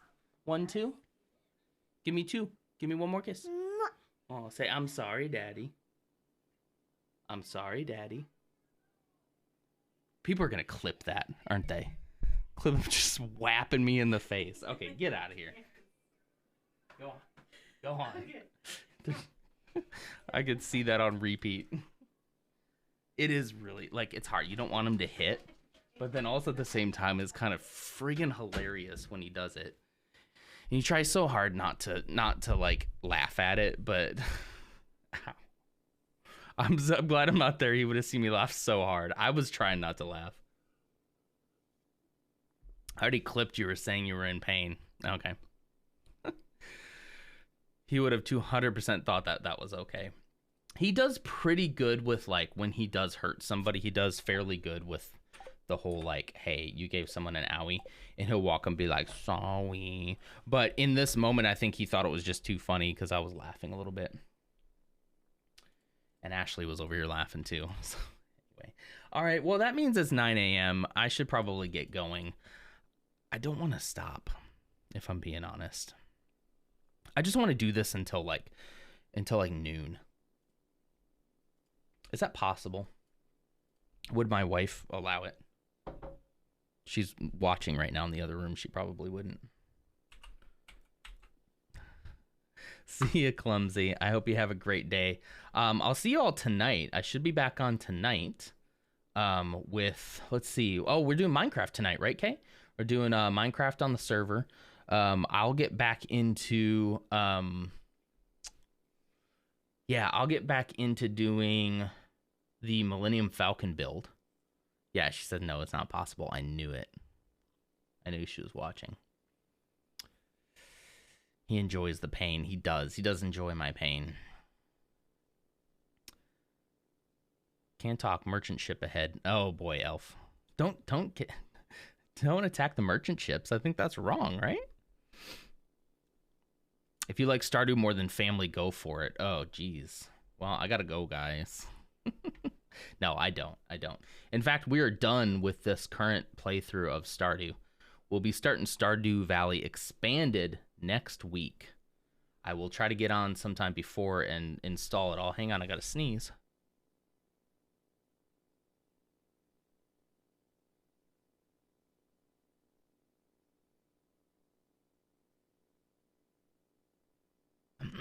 Okay. That's fine. Okay. That was gross. Anyway, yeah, so we'll be starting Stardew Valley Expanded next week. So get hyped for that. I'll try to build up some hype for it. It should be really cool. Starting over will be interesting, but yeah. Man, the top like 3 streams right now are all Elden Ring. Turvisix? What's Turvisix? Is that like a bless you? What's Turvisix? Oh yeah. Oh, is it cheers?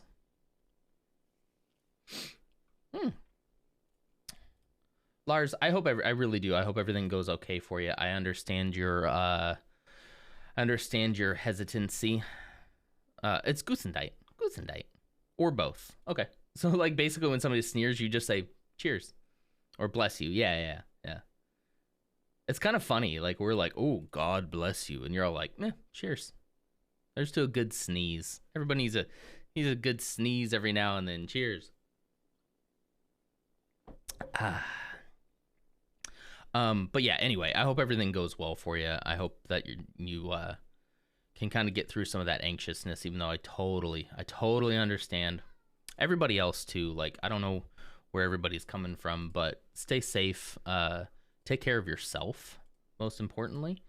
Try not to get too stressed out during this time, even though it's really hard to do. It's really easy to do so. The Goosendite of Estonia was my nickname at church camp.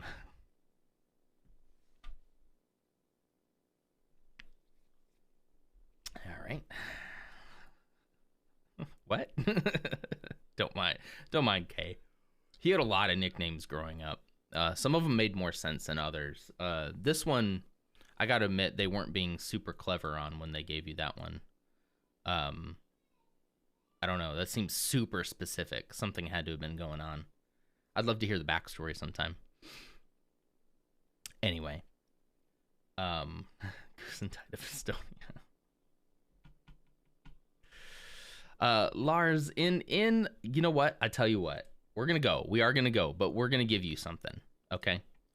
As our own Turvisek to you. I don't know if we're saying that right. We're gonna give you just one really quick Soviet-era Estonian fever dream. I'm having a Jordan-sized outro. I know I don't want to go, but I will. Cabbage. I will. Cabbage. Let's give you just one fever dream. Sorry, I meant to open that in a different browser. Oh yeah. You already know what it is. I just picked one at random. It's only 1 minute long. We'll be gone in just a second. While this is playing, if you would like us to raid someone, can you please drop your suggestions now? If you have no suggestions, I can. Looks like Spud is live, so we can go over to Spud. But I also like to spread the love to everybody else. If you have anybody who you feel like is a great person and deserving, let me know. Here we go. Let's watch this just out of respect to Estonia and Lars. Here we go.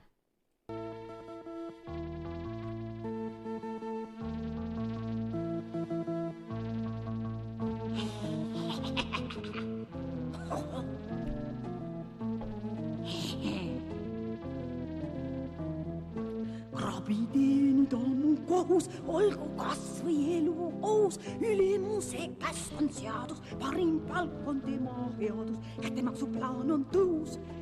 Varsti pöiakad mu kõhus, Singerti-vongerti tasa ja targu, elu nuhtleb üksnes argu. Singerti-vongerti ette ja taha, jälgi jääda ei või maha. Karlu olla pole lõbus, bossiks saada oleks mõnus. Käsiks keelaks justkui tema, vahel harva oleks kena. Täita võiksin siis kõik soovid, teistest üldsegi ei hooliks. Singerdi-vongerdi tasa ja targu, elu nuhtleb üksnes argu. Singerdi-vongerdi ette ja taha, jälgi jääda ei või maha.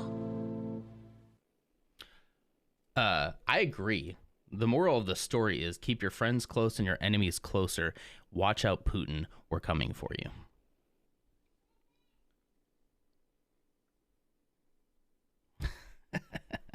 We are going to do credits, though. We are going to do credits. Okay. No, not back to chatting. No, credits. Okay. You hated him when he was a kid, when you were a kid.